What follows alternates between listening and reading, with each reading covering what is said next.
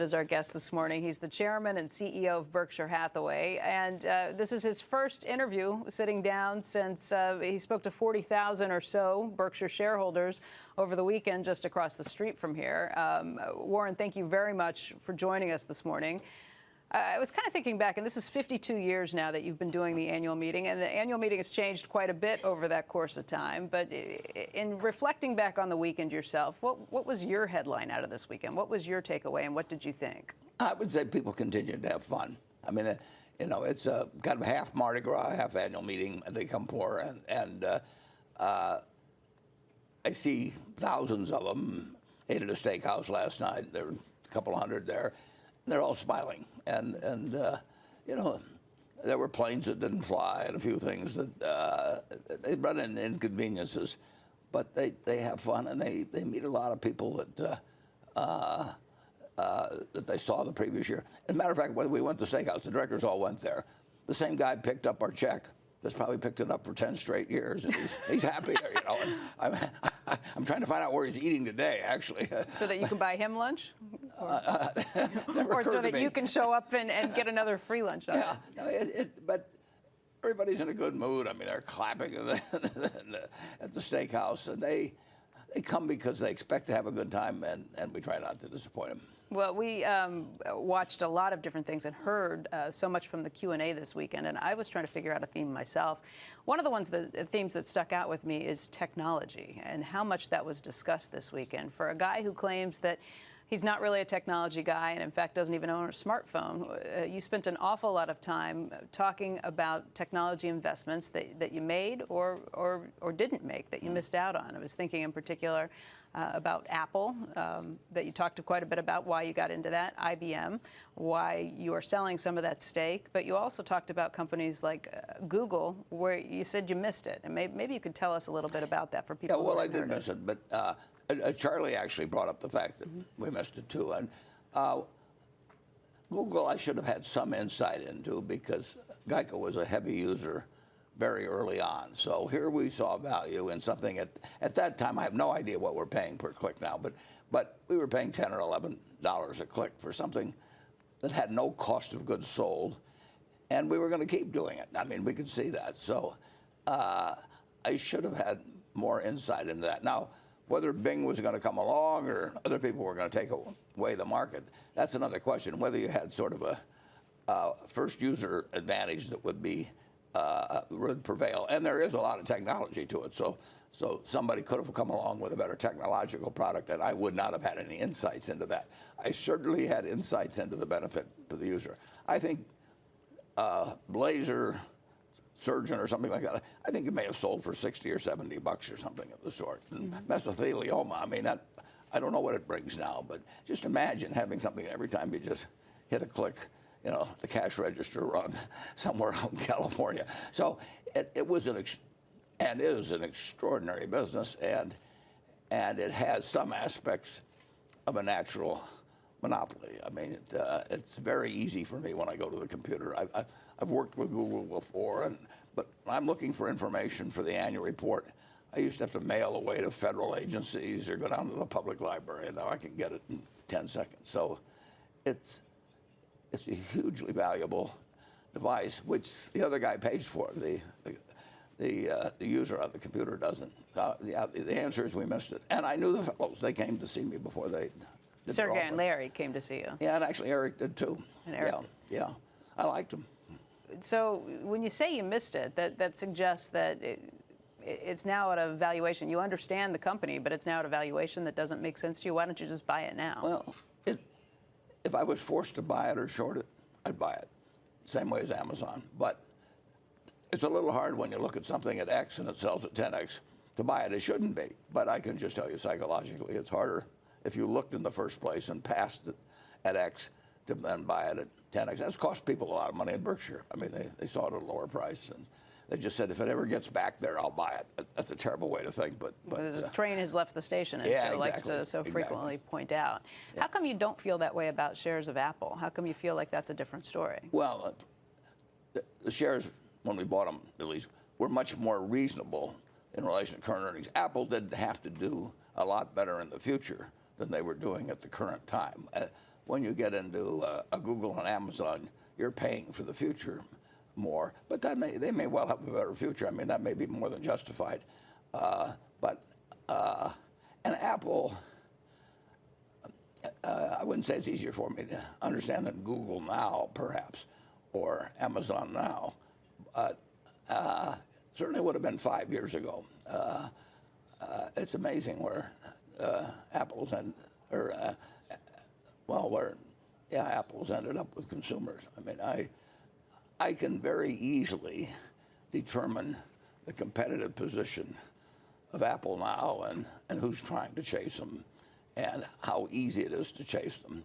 We happen to be well situated in terms of having these massive home furnishing stores, and I can learn very easily how consumers react to different things there. Probably easier than I can trying to pick out what's really happening at Amazon at any given time. So you use your research at the Nebraska Furniture Mart to tell you that consumers prefer Apple over Samsung, or I mean, what type of thing are you? Well, the interesting thing is if you come in to buy a TV set at the Furniture Mart, price is extremely important. Now, obviously, there's all those great pictures just sitting up there. So you can have Samsung, you can have all these different ones, and if you put on a sale and you drop the price of Samsung 10%, we can fill that department with people that come out for it. You can't move people by price in the smartphone market remotely like you can move them in appliances or all kinds of things. I mean, people want the product. They don't want the cheapest product. And the loyalty is huge. Now, that doesn't mean somebody can't come along with a product that just jumps the field in some way. But and then once you have the product, the degree to which it sort of controls your life, I mean, it's a very, very, very valuable product to the people that build their lives around it. And that's true of 8-year-olds and it's true of 80-year-olds. People who have questioned Apple's future have said things like, well, right now people are paying $800 for a smartphone, and the other reality in technology is that prices eventually come down. And unless you're adding more and more value to that product, the price will come down. So what happens if people, I mean, I guess the question is, will people always be willing to pay $800 or more for a phone, or will that wind up being a cost that comes down and down just as technology it can be that way, but usually because there's competition between different products, and some manufacturer decides that they can't beat, say, Apple on their own terms, so they drop them $100 or $200. Some products are very susceptible to that, and other products are not. And so far, I mean, you've had smartphones and big differences in price categories, and people come back in, and if they had an Apple before, you can have a much cheaper cell phone selling right next to a smartphone, selling right next to it, and they don't look at it. If you have a cheaper TV, that picture's looking at you, and you say, wait a second, what's the difference? Right. And you buy the cheaper TV. And that's true of, I mean, most items are price sensitive. And it's not to say that an Apple has somewhat price sensitivity. It's very, very, very little. But somebody could come along and leapfrog something in the way of the technology and adds some benefits that would be the more competitive threat to me than price competition. It would be benefit competition. Yeah, I don't know what that is, but then, you know, Apple gave me a whole lot of things that I never realized I needed until they came up with them. And somebody else was trying to think of some other things to give you along the same line. Right. Let's talk about just the stock price again. You said that it made sense to you when you started buying into it. Shares have appreciated since then. That's the problem. Yeah. I'm cheap. And there's always an anchoring problem with buying stocks. If you get used to buying them at X, it's harder to buy them at higher prices. So does that signify that you've stopped buying an Apple because of where prices have come? Well, maybe not. Okay. But you slid it in there nice. Yeah, I tried. I guess when you see things like the earnings that came out, you had mentioned to us the other day that you weren't bothered or disappointed by the earnings. When you see stock price pull back, you probably like it at that point. Oh, yeah. I mean, Apple, with a non-new product, I think they sold something like 50 million, you know. That's a lot of units to sell at $700. And a lot of those are going to people that they're actually replacing a present Apple. But they do know that a new product's going to be out in 6 months or something, and you know, who knows? Maybe they got promised an Apple for their birthday or their graduation, but I would be tempted, if I were going to buy one, to wait till the new model comes out. What do I lose by doing it except the use of one in between? That's a lot of product to sell with a new model coming out when you think about 50 million. We've talked to you pretty extensively about IBM. Andrew and I got the chance to ask questions from the stage at the shareholder meeting this weekend, but we each only asked about 6 questions, and we got thousands of questions from shareholders. One question that did come in from a shareholder that I didn't get the chance to ask you was about IBM and Watson, and you'd been pretty public about the fact that you were using Watson at Geico. He wondered if your sale of IBM was related in any way to the performance of Watson. No, we've been experimenting. There's a lot of possibilities with the Watson at Geico, and we've experimented with various different possibilities, and so far it's done certain things and it hasn't done certain things. But that same kind of experimentation is going on at hospitals and going on, you know, in a whole bunch of areas. H&R Block worked with it this year, and Watson is a pretty amazing invention. And it is getting put into use a lot of places. App writers are working on it. I mean, so it's a really interesting product, and I'm sure the revenue is growing very significantly, but from a very small base. But I would say that you've got other very smart people. They've been given some time to work on other products, and I would say that when you get into that area, you do have to worry, maybe even more than with the phone. You have to worry about somebody jumping the utility of something like that. Where it really becomes valuable, I mean, it's obviously valuable in being able to look at X-rays and all that sort of thing much better and faster than humans can, and read all the literature, you know, zillions of pages and all that. I would think the biggest value will come in is when it actually replaces human labor. I mean, that is so quantifiable, and you know, machines don't come around annually and ask for higher wages, and they don't need health care, and they may need a little maintenance. But if it should replace people in a big way, it would have a lot of value unless somebody else has some other products to do the same thing. So it's artificial intelligence, but it's very much still in the artificial, emphasis on artificial in that. Yeah, I think they call it something slightly different than that, but you and I, in a sort of common language, would call it artificial intelligence, and it is intelligent. The question is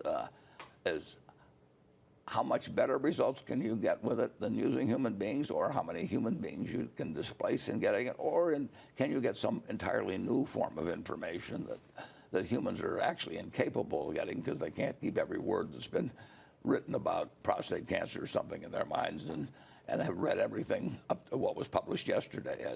So I think it's got great potential. It has not come along as fast commercially as you would have hoped on that. It's probably growing at a very fast rate, but the base is probably fairly small, and there are people who are going to be chasing you. Okay. Andrew and Joe, we're going to have much more with Mr. Buffett today, but right now we'll send it back to you for a quick update as well. Okay. Warren hasn't seen any actual indications of any malevolent intent from Watson yet, has he? Mm-hmm. I mean, just the idea of Watson controlling like what's going on, I just remember what happened to those astronauts. You know what I mean? The ones that were actually in the, he just slowly, Hal turns down all the, life support. I mean, have you seen that yet, Warren? That's what I worry about with Watson. I mean, does he seem like a nice guy? Well, I've sat in the same room with him for hours, and I kept an eye on him. That's what I mean.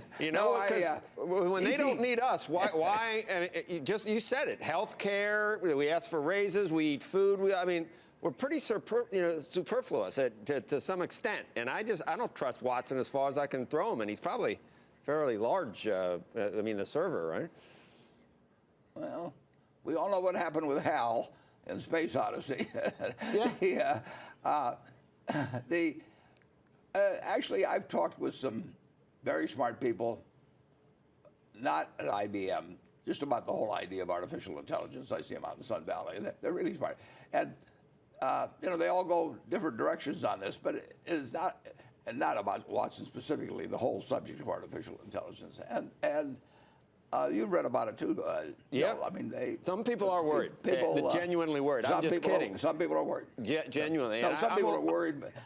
Down the road, really, we probably do need to think about it. And Joe, I've got the cure for it. I'm 86. You won't worry as much under those circumstances. Exactly. Yeah, it might be far off. Thank you for doing this, Warren. Your voice. We were just talking about what amazing what you do for 3 or 4 days is like superhuman almost. And three or four days a week, 3 or 4 days a year, I work. Yeah. And when I work, I make sure everybody's knowing, and then I disappear. Yeah. Again, we are live with Warren Buffett this morning in his first sit-down since speaking to the Berkshire Hathaway shareholders who made it here to Omaha this weekend, about 40,000 or so of them. Warren, Joe just mentioned at the top that the markets are probably not all that surprised by the results with the French election. Yeah. Macron winning, Le Pen going ahead and admitting defeat in this situation. When did you find out about the French situation? When did you hear about Le Pen conceding? When did I hear about Le Pen conceding? Yeah. I would have been pretty early. So it wasn't something that you were necessarily. My point is, it wasn't something you were sitting around waiting on. Not in the least. No, I can't think of when I really done much about purchases or sales in connection with any election. I mean, every time when I was a kid, every time a Democrat got elected, and like Roosevelt or anybody, there was a wake in our house, and my father would start storing sugar in the basement or something like that. And so I have learned to not put too much weight in any given election. This was not something. If things had gone the other way, do you think the market reaction would have been as swift as some pundits had anticipated? Well, it might well have been, but people do get fooled on market reactions, as we saw. Well, just with the Trump election, it went down a whole lot and then came right back up in a matter of a few hours. So I don't think I'm any good at that. I mean, people would be a lot faster if I was on the floor of an exchange. I'd probably starve to death. You're not going to make those knee-jerk reactions. Investments. And it's. I mean, just think of all the events that have happened in 100 years or something, or even in the 75 years I've invested. And if I'd reacted to every one, my reaction percentage would be terrible and have a lot more in the way of costs, and I'd be out of the market at times. I never really want to be out of the market. It isn't a question of being in the market. It's a question of owning businesses. And if I wanted to own farms, I wouldn't keep buying and selling them based on some election result or something like that. I'd own farms, and I'd try and figure out the best place to own them and get the best tenants I could on them and all of that sort of thing. So I look at businesses the same way. Let's talk about the U.S. economy, because there have been a lot of questions about just how we're doing. We had that first quarter GDP number that came in with a really lousy 0.7%. Does this feel like a 0.7% economy to you? What do you see? Well, I don't know. It doesn't feel like one. I don't think it is one. I think since the fall of 2009, and I think we've said this every time I've talked with you, it's more or less grown at a 2% rate. And I think deviations from that are as likely to be through problems in collecting the information or having the proper seasonal, or by the fact that quarter to quarter it's measured rather than over a year ago's quarter. And so you multiply by 4 a change. So a 2/10 change becomes an 8/10 annual type figure. And I do not look at those figures with a lot of interest. I mean, obviously, when you get into 2008-9 period and when the economy's falling apart, it's a pretty good gauge of how fast it's falling apart compared to some earlier recession or something. But I've never made a trade in a stock based on a GDP figure. Let's talk about the figures that you do pay attention to, and those are the numbers that you see coming back from the businesses you own outright or that you own major portions in, something like the railroads. Let's talk about what you're seeing right now. Well, railroad figures, which I think the AAR puts them out on Wednesday. I got them Wednesday morning, and they show 20 different categories plus intermodal. They show them by railroad. They show the Canadian roads. They show the short line roads, and basically the economy is doing okay. It's and when I say okay, I mean sort of the same 2% rate. Now, it's not that precise for the rail figures, but one thing that's helped with rails is that natural gas has gone up in price, and there's a lot of coal that doesn't move at $2 natural gas that moves at $3 or $3. I mean, a lot. There's a whole lot of electric generation that they flip a switch basically, and it's the input. And right now, natural gas is, I think, close to $3.25 on Friday, and that dictates the use of coal. A lot of places where if it was $2.25, they'd be running natural gas. So coal shipments are actually probably up the most percentage-wise of any of the 20 categories. They're certainly most up dollar-wise. On the other hand, petroleum products would be less. Grain is moving more this year. There's just a lot of crops still out there, and there's going to be more coming on. So at BNSF, we move 13,000 cars of grain, and they move at $3,500 or something like that. So to get an extra 1,000 cars of grain, you got an extra $3 million of revenue. And but that's a product of low prices for grain. So the farmers wanted to store more big crops, and we'll learn in the fall this year whether you have another big crop, then we'll carry a lot of grain if it happens, and if for some reason there's a low crop, it comes down. And they're just category crushed stone. I mean, you name them all. One of the things that surprised me that I hadn't realized until we spoke with Matt Rose of BNSF this weekend is that the truckers, who I always thought of as the railroad's biggest competitor, didn't realize they're also their largest customer, that they're shipping so much for them. That's right. We carry a lot of trucks. They load those babies on there and double stack them. And take our 5 biggest customers. I mean, you've got, well, J.B. Hunt would be the biggest, but Schneider, which just went public here recently, those are big customers. I mean, they have an advantage just to start with in loading in a huge percentage of cases. But if you really are going to move heavy traffic, hundreds and hundreds of miles, bulk traffic, they're better off sticking them on our railroad than picking them up the other end. At Christmas time, with UPS or people like that, a lot of it will move by rail. Also, when it comes to housing, you've got a pretty good idea of what's happening there. Not only do you have a realtor company, you've got Acme Brick, Shaw Carpet, Clayton Homes, Benjamin Moore Paint. I was trying to think through all of the components of housing. Where do you see the housing market right now? It's getting better. I mean, it isn't booming, but both in resale of existing homes, Clayton Home Sales, that's a manufactured home product. They're up significantly this year. We have 3 site-built builders. Clayton has started to go into that, Kansas City and Tennessee and Georgia, and they're all doing fine. Now, it's not boom time for any of these, but it's a lot better than it was 3 or 4 years ago, and it's better than it was last year, and I would anticipate that it continues to get better. There was this huge shift after 2008 and 9 for people to rent rather than to buy. I mean, we had 69% home ownership, and I think it dropped to 63 or something of the sort. And there's some reasons why maybe it will stay lower. For one thing, when people bought houses in the early 2000s, they thought almost for sure they could sell it at a profit later on. So you had flippers or people that at least were convinced that they couldn't lose.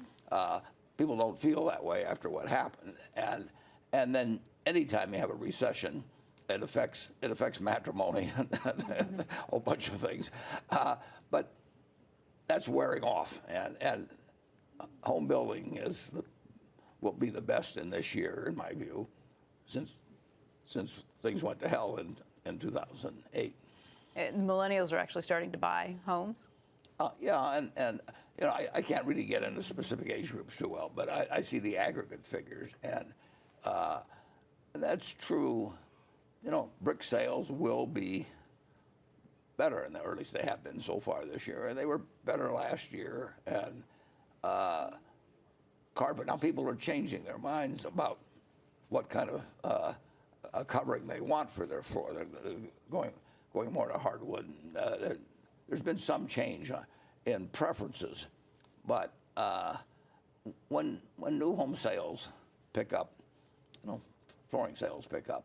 When houses change hands, paint picks up. There's a big system there that feeds, and we see improvement. We're not seeing boom times or anything, but you can get some feeling for that part of the economy. And we've got 80 plus auto dealerships, and you would know what was going on that anyway, because the car companies report so frequently as unit sales. But the economy's getting better. The economy has been getting better since 2009. In terms of what you see from the industrial side of things, you've got Marmon, IMC. I just think through a lot of industrial areas too. Have you seen a pickup in that part of the business? Well, that was slow up till recently, but we saw a fair uptick, not huge, but noticeable, in March, and we'll see how much carry through there is to that. The industrial stuff, in many cases, went into the energy, oil and gas business. So the slowdown in oil and gas affected a lot of different types of industrial activity. It backs up through a lot of equipment. So it was definitely affected by that. But the most recent figures would be encouraging but incomplete. I'd like to just ask you, we talk all the time about the animal spirits that started moving. You saw the stock market run up after Donald Trump's election. Does that show up in your numbers anywhere? Animal spirits are shorthand for saying, yeah, people got more optimistic, businesses got more optimistic, consumer confidence rose, the stock market rose. Does that show up in the sales line? Well, it certainly shows up. I mean, if you look at charge card in the first quarter with Visa, American Express, you name it. I mean, get those figures. They were quite strong, and got stronger in March.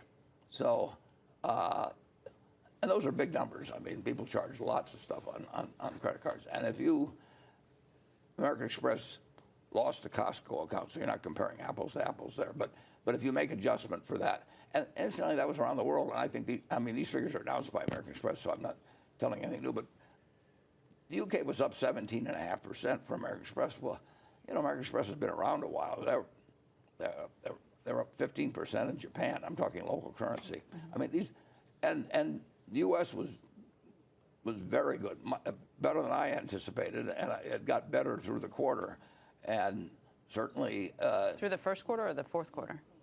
The first quarter. First quarter, yeah. First quarter, and you know, J.P. Morgan Chase is doing very well with their card, and I just think as you see, I mean, you can see what the consumer is doing. Credit card volume will tell you a lot about the consumer, what their attitude is. Do you see that showing up at your consumer businesses too, in the stores, at Nebraska Furniture Mart, at See's Candy, at Dairy Queen? How does that kind of play out? They're doing well, but the Furniture Mart, and we have other furniture stores. I mean, we have them with R.C. Willey in the West, and we have it with Jordan's in Boston, and they show decent gains. Okay, great. We're going to have much more from Warren. And by the way, guys, if you want to jump in, feel free to do that. But we're going to have much more from him coming up. We still have to talk to him about 3G and the political environment and airlines and some of the controversy that's happened there. Welcome back to Squawk Box, everybody. We are live in Omaha, Nebraska with Berkshire Hathaway's chairman and CEO, Warren Buffett, who is sitting down with us for his first interview since speaking to the Berkshire faithful who made their way here, about 40,000 shareholders who were here in Omaha over the weekend. And Warren, thank you again for sitting down with us this morning. Thanks for coming out. There were a lot of questions that were brought up by shareholders this weekend, and some of them had to do with 3G, the private investment firm that you all have been so active with in a lot of different ways. It's not new controversy. It's been issues that have been brought up because 3G operates a little differently when it buys a business than you have when you've bought a business in the past. They're all about operations and getting things streamlined very quickly. Usually when you buy a business, you like to have the management there, you keep the management, and you let things continue to run. But it did bring some questions in again from shareholders this year, including questions about how politically savvy it is to be doing business with a company that's going to be laying off employees in this political environment, with this president who has said he is very much in favor of protecting American jobs. How do you respond to that? Well, it does get a political response, and it varies depending on who's president or how much attention the particular layoff gets or whatever it may be. If we had not changed any ways we did business, we would be living as we lived in 1776. I mean, productivity gains are the only way that consumption gains come. If productivity per capita stays the same, consumption per capita stays the same. Unfortunately, over a couple hundred years, in farming, for example, we literally came up with tools. We got rid of the horses and had tractors. We came up with better seed, better fertilizer, all of those things. So whereas 80% of the people had to be working on farms just to feed the country a couple hundred years ago, we now have less than 3%. And that means 97% of people can turn out other things that you want. So productivity, everybody understands productivity gains are the key to living better. But when they happen to you, very understandably, you feel that you're getting the short end of the stick. Society may be benefiting, but you're getting hurt. And we tried buying a few businesses that had troubles and all of that, and it wasn't any fun. Eventually getting rid of 2,000 people working at Berkshire's textile mills or at other businesses we were in. So we've tried at Berkshire to buy businesses that are already very productive and keep them that way, or to have their managers keep them that way.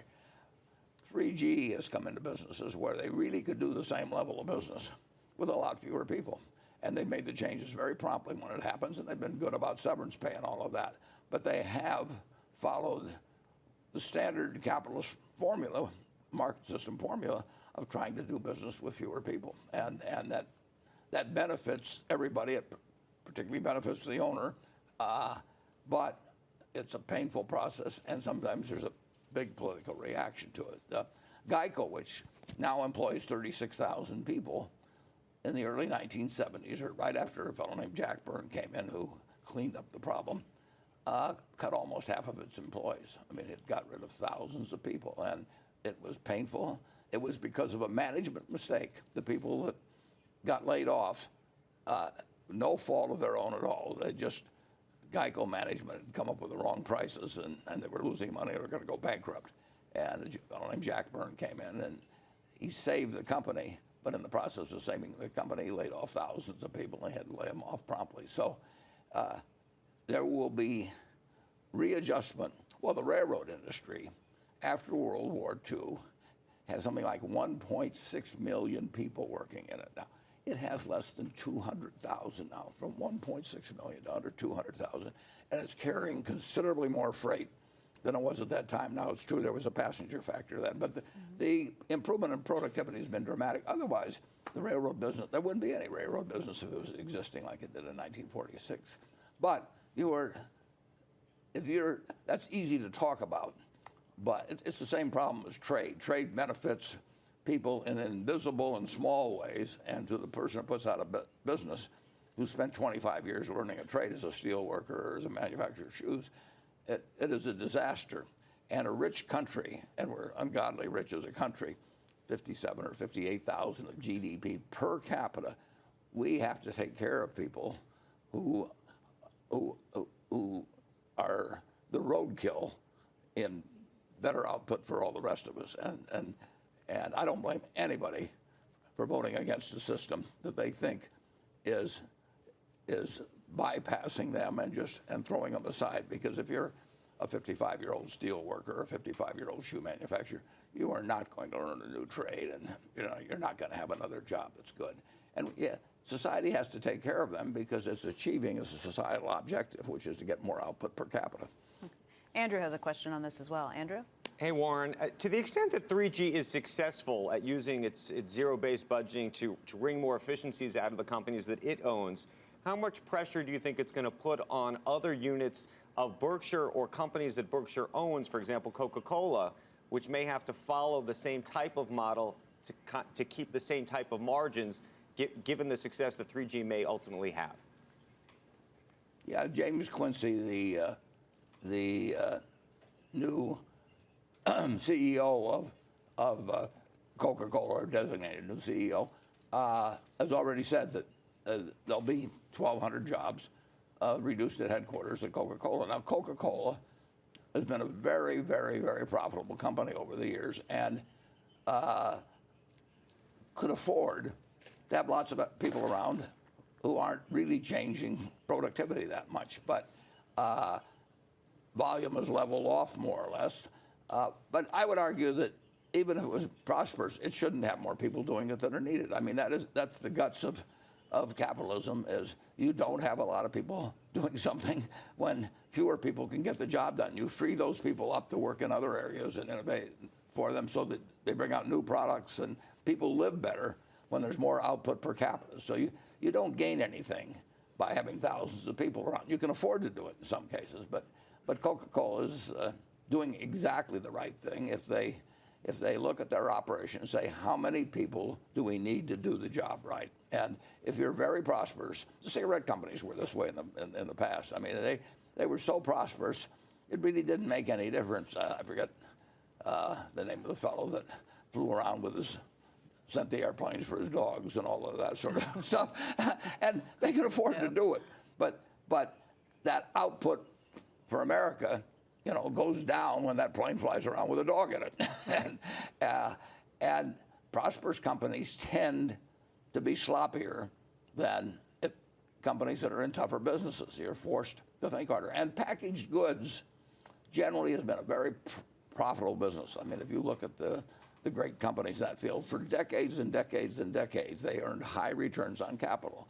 And so you probably found more sloppiness in employment than you would find if you ran a very tough retail business like my grandfather's grocery store. He just couldn't afford it. Do you still like these companies where you see the margins coming down pretty significantly in industries like consumer packaged goods, companies like Coca-Cola, like Kraft? You've got major investments in these areas. Well, Kraft, the margins have come up because they're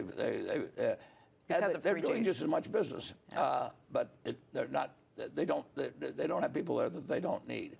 And Coca-Cola, James Quincy has announced 1,200 people in headquarters. I will guarantee you they won't sell us Coca-Cola because those 1,200 people are gone. I mean,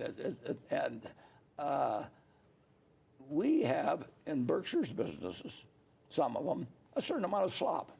I mean, we don't drive it as hard as we could, but that's no tribute to me.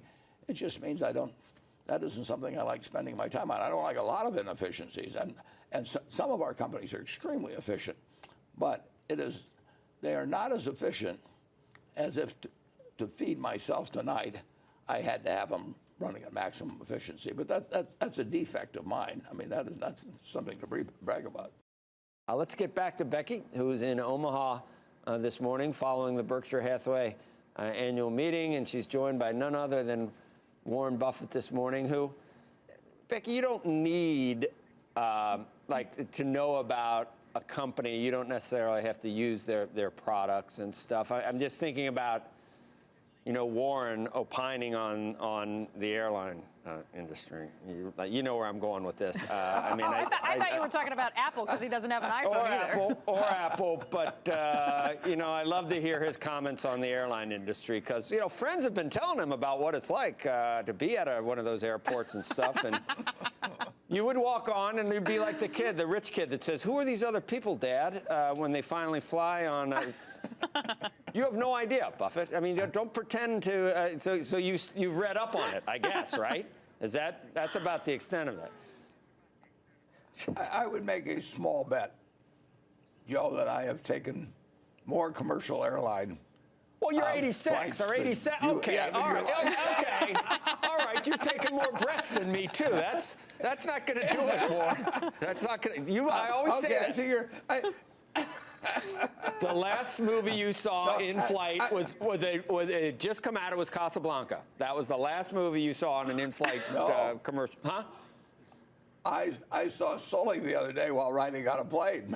And this is about a plane that goes down. I didn't, but I have to admit it was not a commercial plane.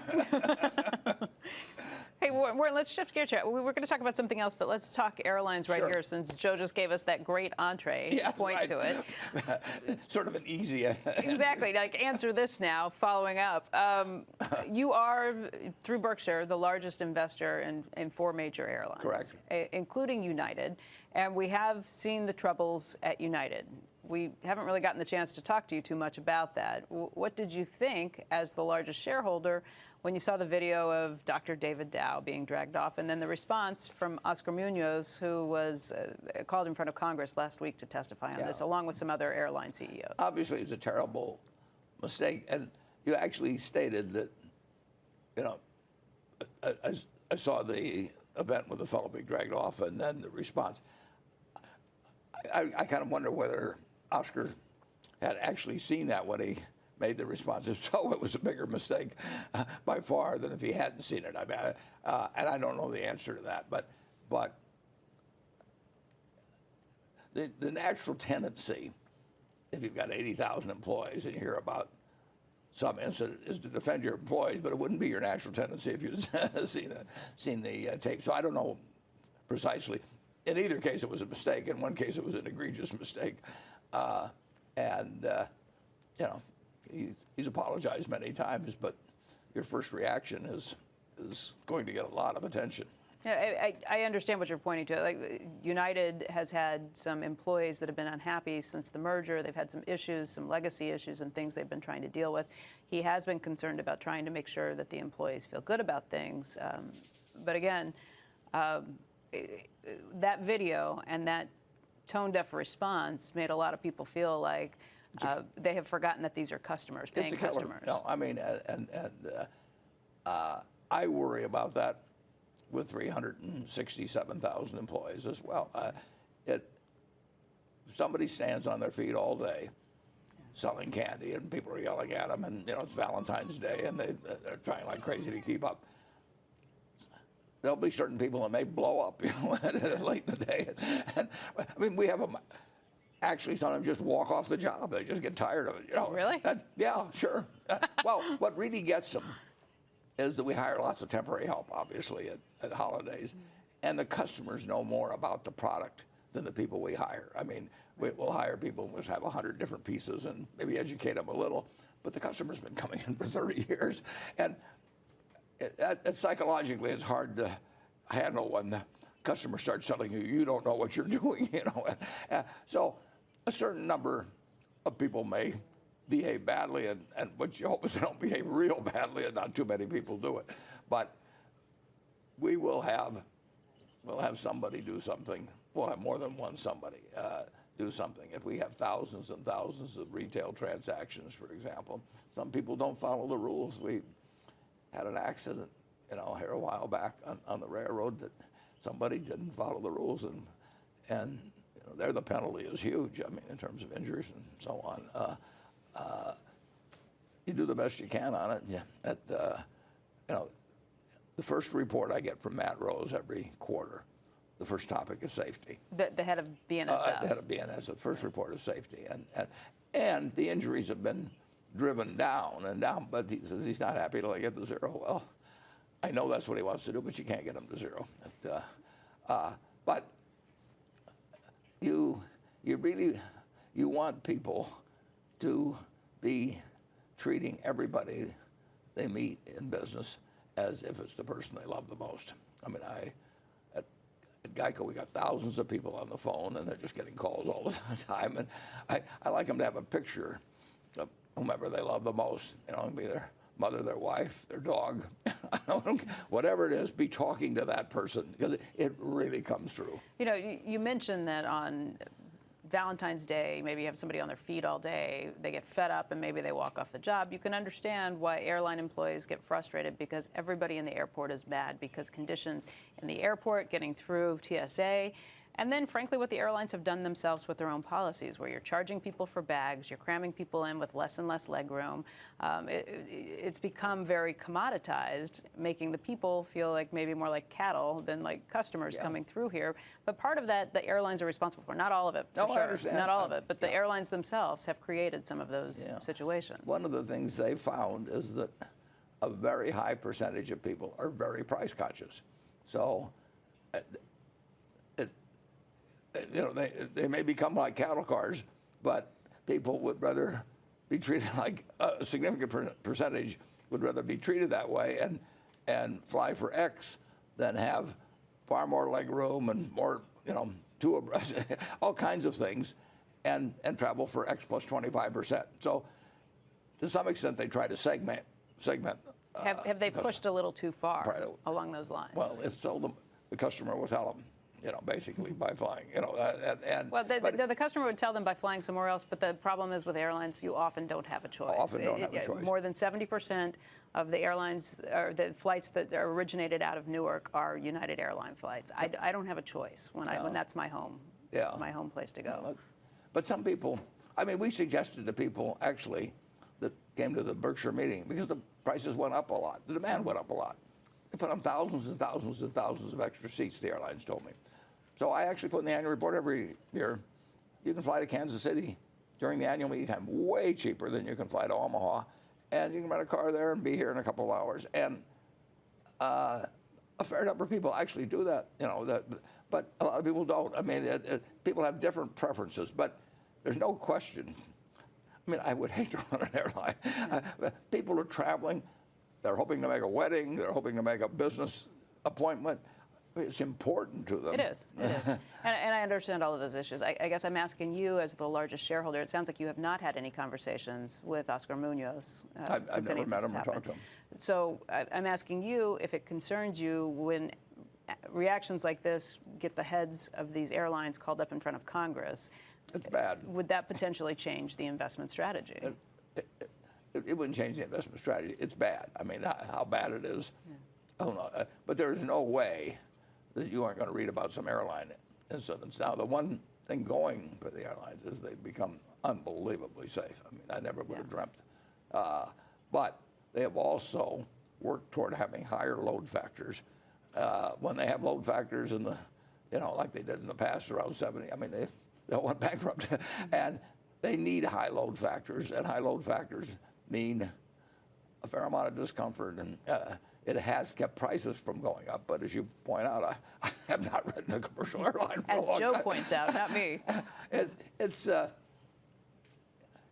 job I don't want, running an airline. Right.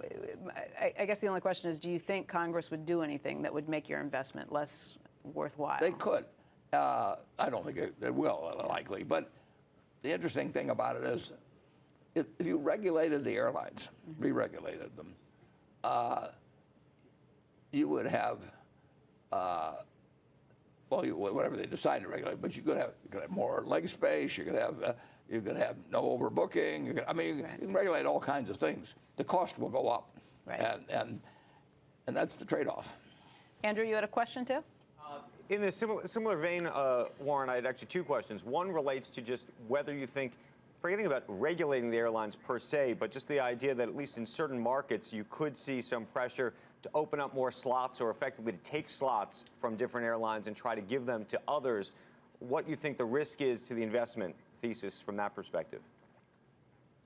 Yeah. Well, if you get more planes around, call it seat miles, too many seat miles around, it just gets to be brutal. They all went broke. If you put in bankruptcy and airlines in the search, you'll see 100 names or thereabouts just in the last 30 years, and you'll see, all the big names. You won't see Southwest or Alaska, but you'll see the big names. It's a brutal business because the incremental cost of one extra person in an empty seat is practically nothing. And the problem you have is keeping the pricing of that incremental seat from infecting all of the seats in the plane. And everybody knows the prices every day. So there's no way to dress it up or anything of the sort. There's ways of offering different combinations, like whether you charge for this or that. And some people like that and some people don't like it.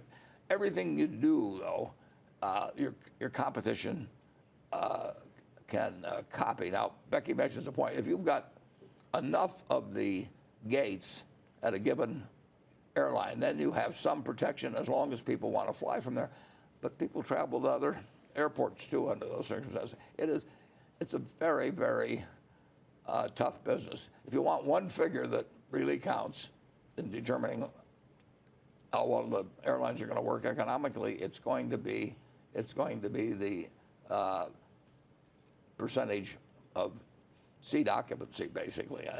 I was a director of U.S. Air. It was a really dumb investment on my part. And I made it all by myself. I didn't even consult Charlie.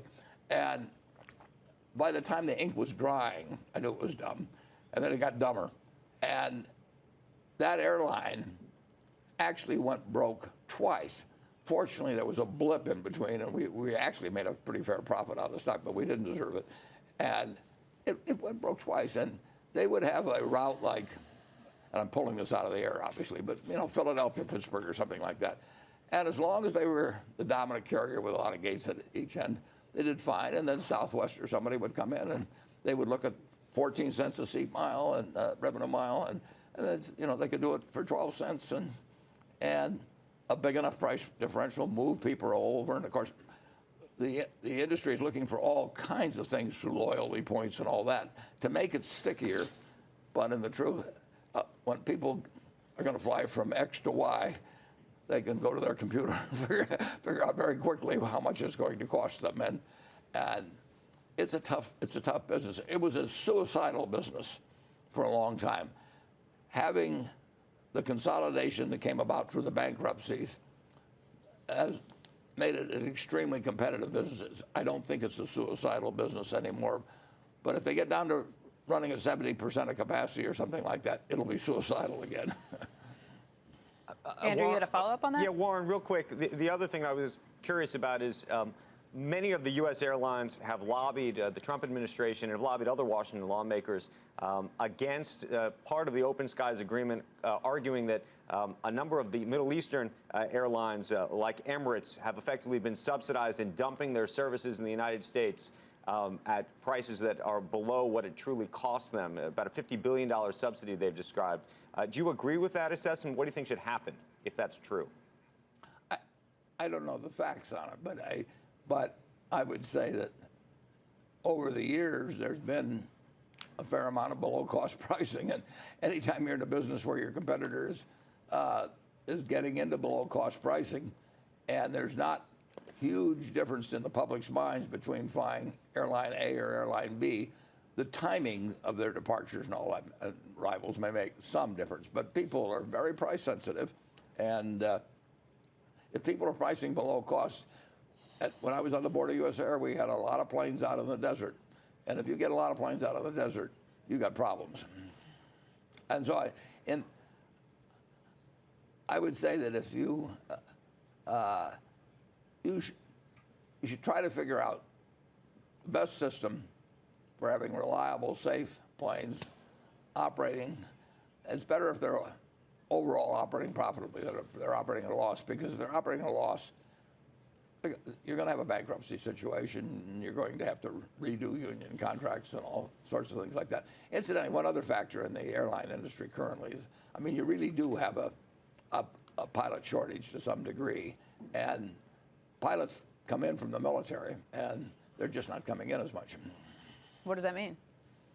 Well, it just means that the pilots union has gained some strength relatively, and now there are differentials as you work for the smaller airlines and all of that. But if you're running a big airline, one of the things on your list of things to worry about is labor costs going up, and you need experienced pilots. You have high requirements of hours for those people to be in those seats. We're going to have much more coming up with Warren Buffett. Welcome back to Squawk Box, everyone. We are live this morning in Omaha, Nebraska with Berkshire Hathaway's Chairman and CEO Warren Buffett. He's been sitting down with us going through a lot of issues. This is his first interview since talking to the 40,000 or so Berkshire shareholders who showed up here in Omaha this weekend. Warren, one of the items that came up with a little bit of controversy over the weekend was Wells Fargo. That was the first question that was posed to you from a shareholder.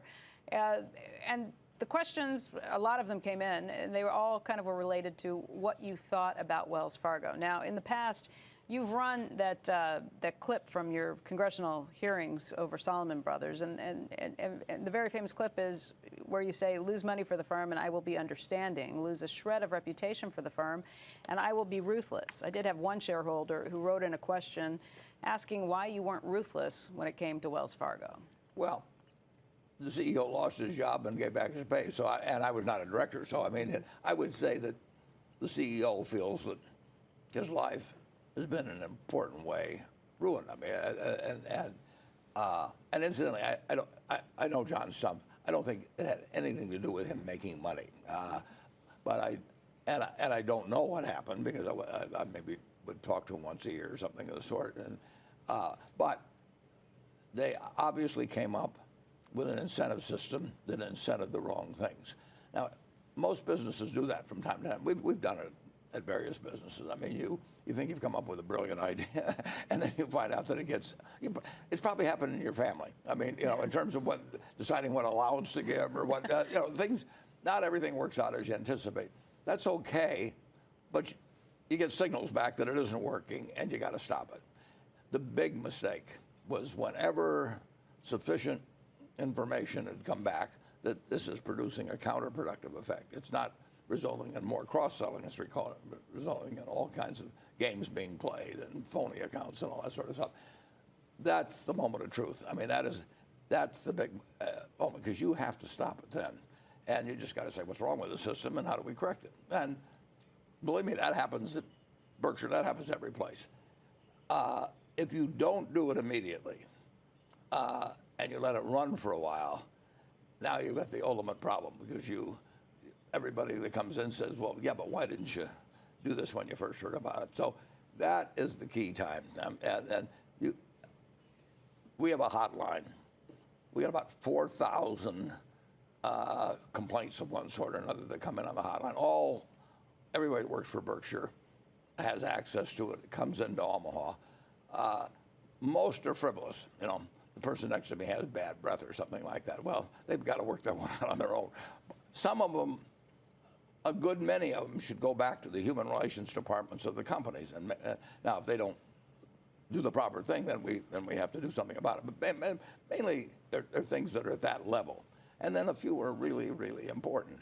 And they're anonymous, and there's no retribution.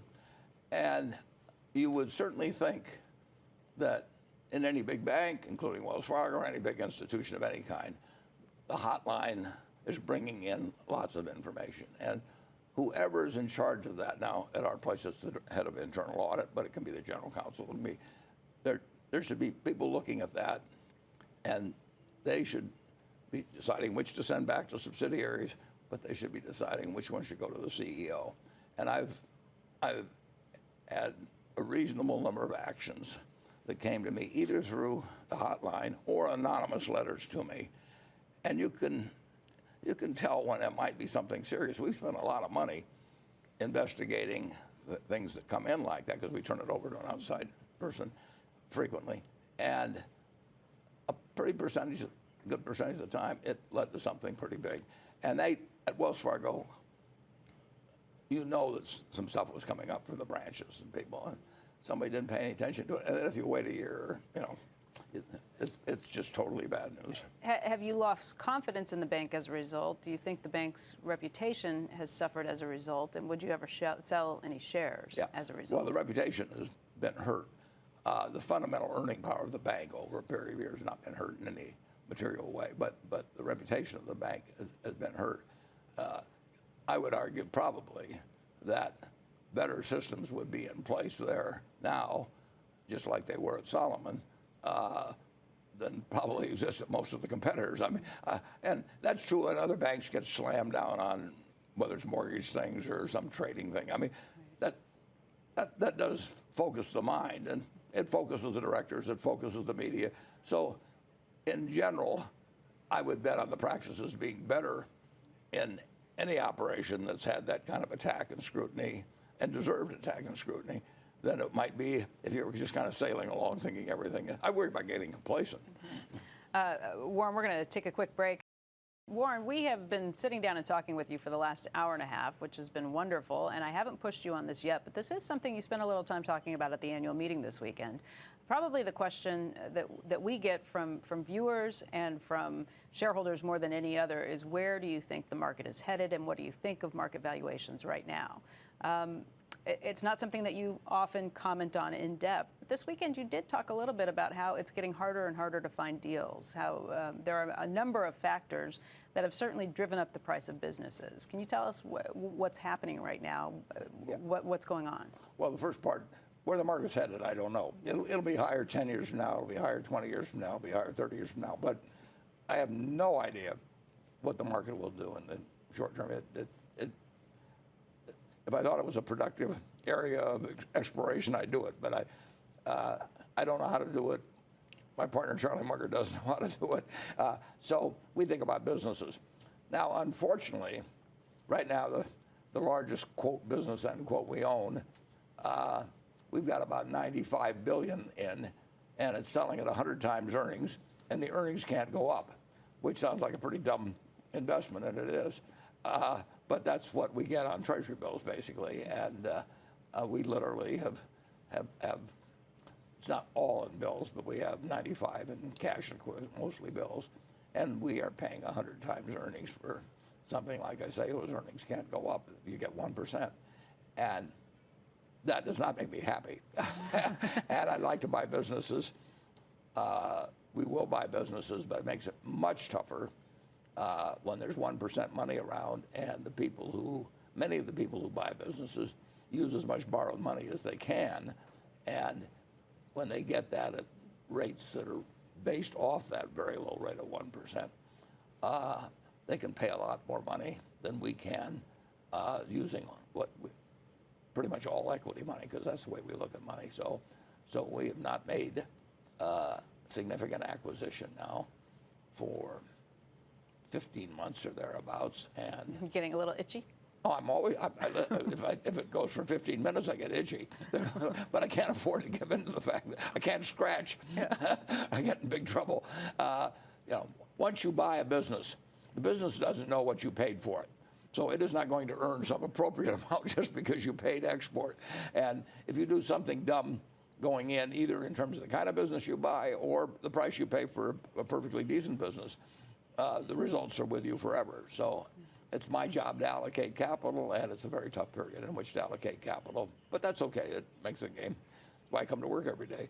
You did say over the weekend that if the See's Candy seller had tried to get $5 million more from you, you would have said no and walked away, and that would have been a mistake. Are you still that cheap?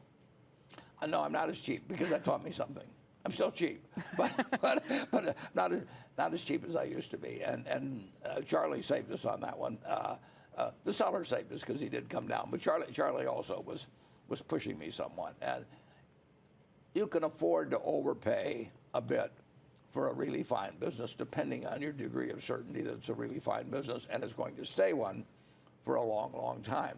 And you can't make that decision about most businesses. I mean, it's just not given to man to be able to foresee 20 years out on most businesses. On the other hand, if you pay big prices for something, you're counting on earnings. You're counting on being right a very high percentage of the time on projections of earnings that go up. And of course, the best kind of earnings are the ones that go up without more capital investment. Very easy to have great earnings in the utility business. You just put a slug of money in and you get a return out of it. The return isn't that great. So you're really looking for something that will grow. And I did mention one thing at the meeting, which I don't think people appreciate at all, is if you take, say, the 5 largest businesses in the country by market value, you're probably, and assuming Berkshire isn't in there, it flips in and flips out. Let's assume we're out. Those 5 businesses have a market value of $2.5 trillion or more, starting with Apple. you could run those 5 businesses with no equity capital. So you have close to 10% of the market value, perhaps, of the United States in 5 extremely good businesses that essentially take no capital. Now, that was not the case in the past. I mean, if you were at the turn of the century and you were talking about U.S. Steel and the big railroads and all that, you made large sums, or Rockefeller with the oil business, by earning money with refineries or steel mills, and finally you earned enough so that you bought another one, and you borrowed some money along the way, but you had to build up equity capital dramatically as you went along. And even if you go back to the Fortune 500 of 30 years ago, the companies that were big took big capital. Now you've got the 5 highest valued companies in the country. They don't take any capital. Even IBM has net no tangible assets. And if you take the equity, gap equity, subtract the intangible assets, it's less than 0. And if you take businesses, you take a Google. I mean, they may invest some money in fixed assets and all, but they actually need no equity capital. So you could have a $2.5 trillion business in the United States and not need equity capital. And that is a different world than the past.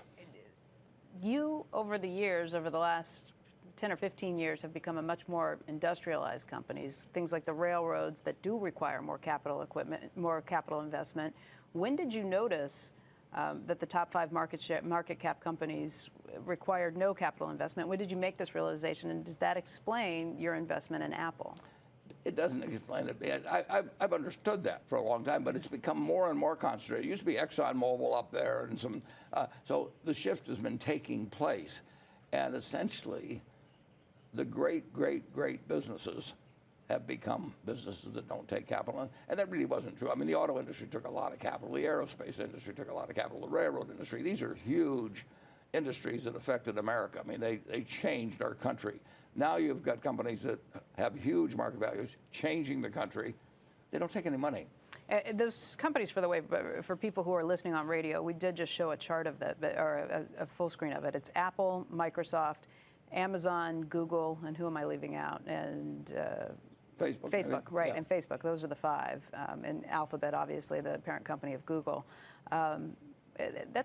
That's a huge shift. Would you like Berkshire's businesses to be more reflective of that sort of new paradigm? I'd love it. I just wasn't able to build. I got See's Candy, and I haven't had one since quite like that. We've got a few, but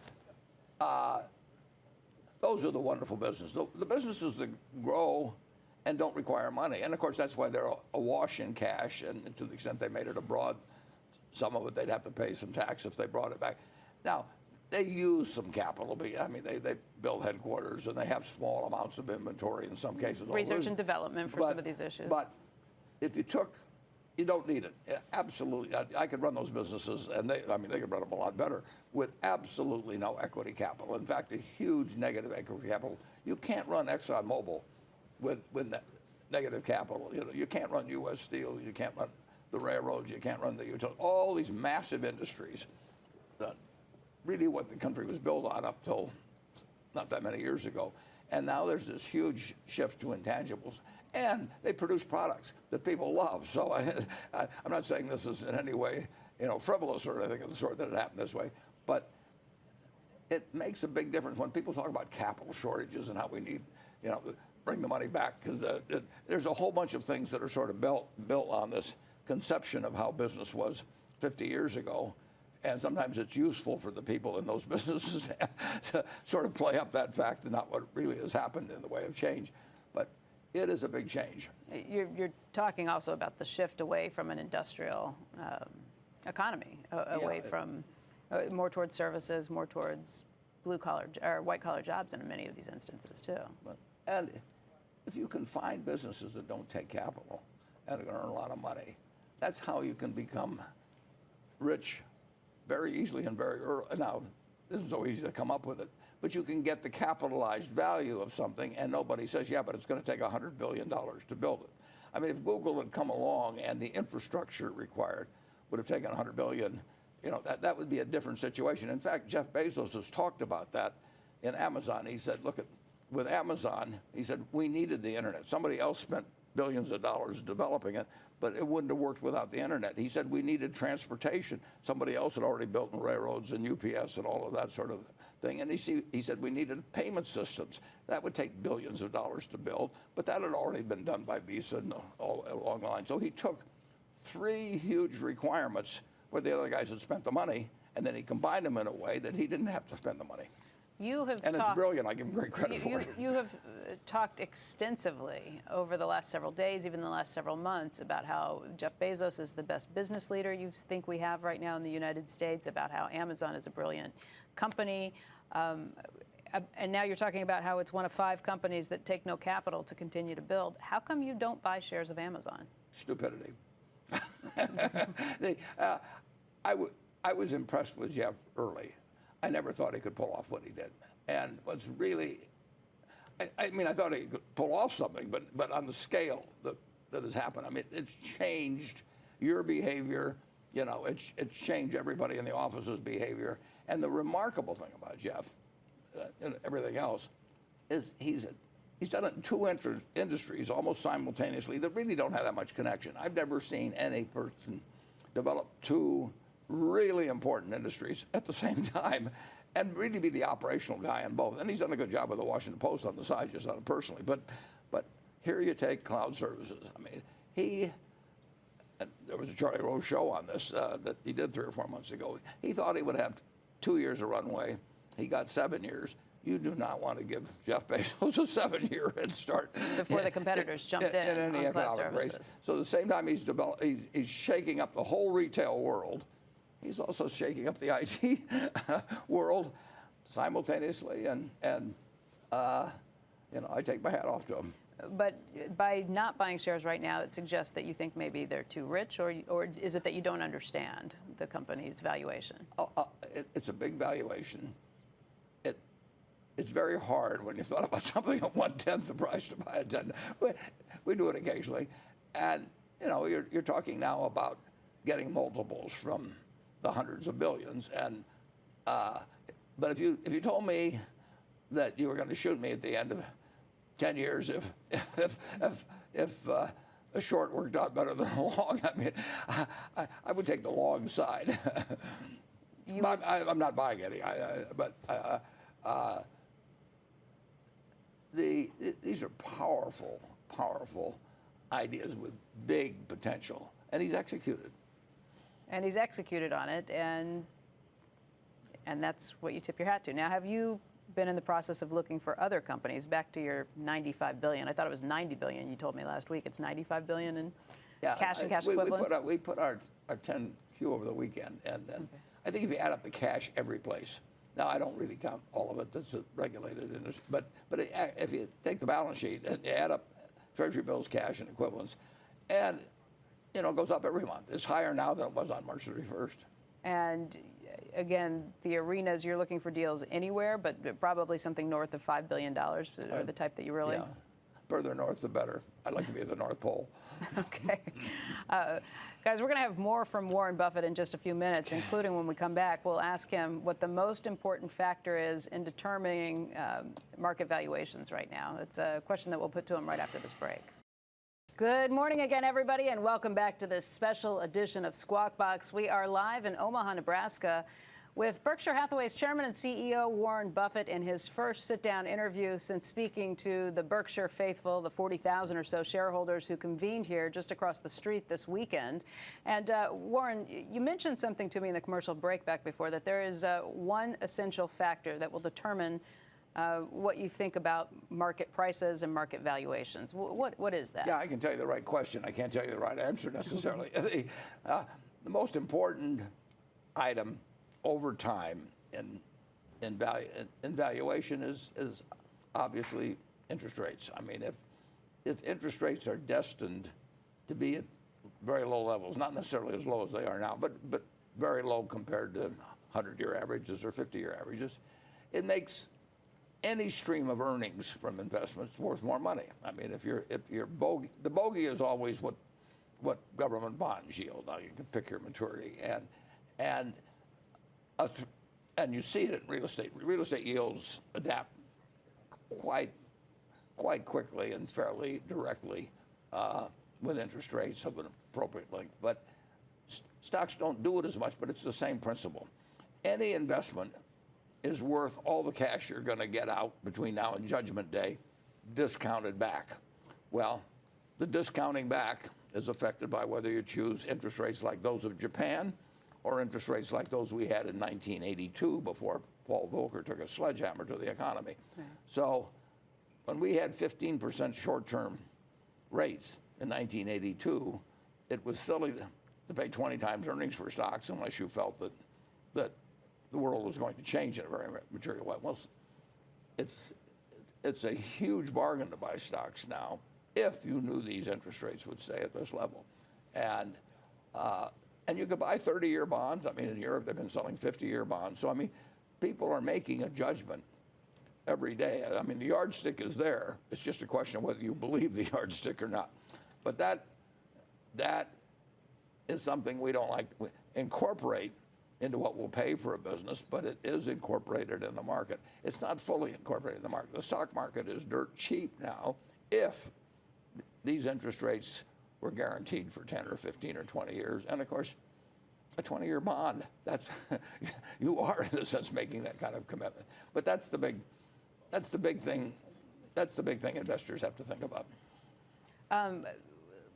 When you start thinking about that, Ben Bernanke was on with us just a week ago on Squawk Box, and he talked about how he thinks interest rates are going to be much lower for a long time to come. It's kind of the new normal theory, around 3% or so. Does that sound like something that you would buy into?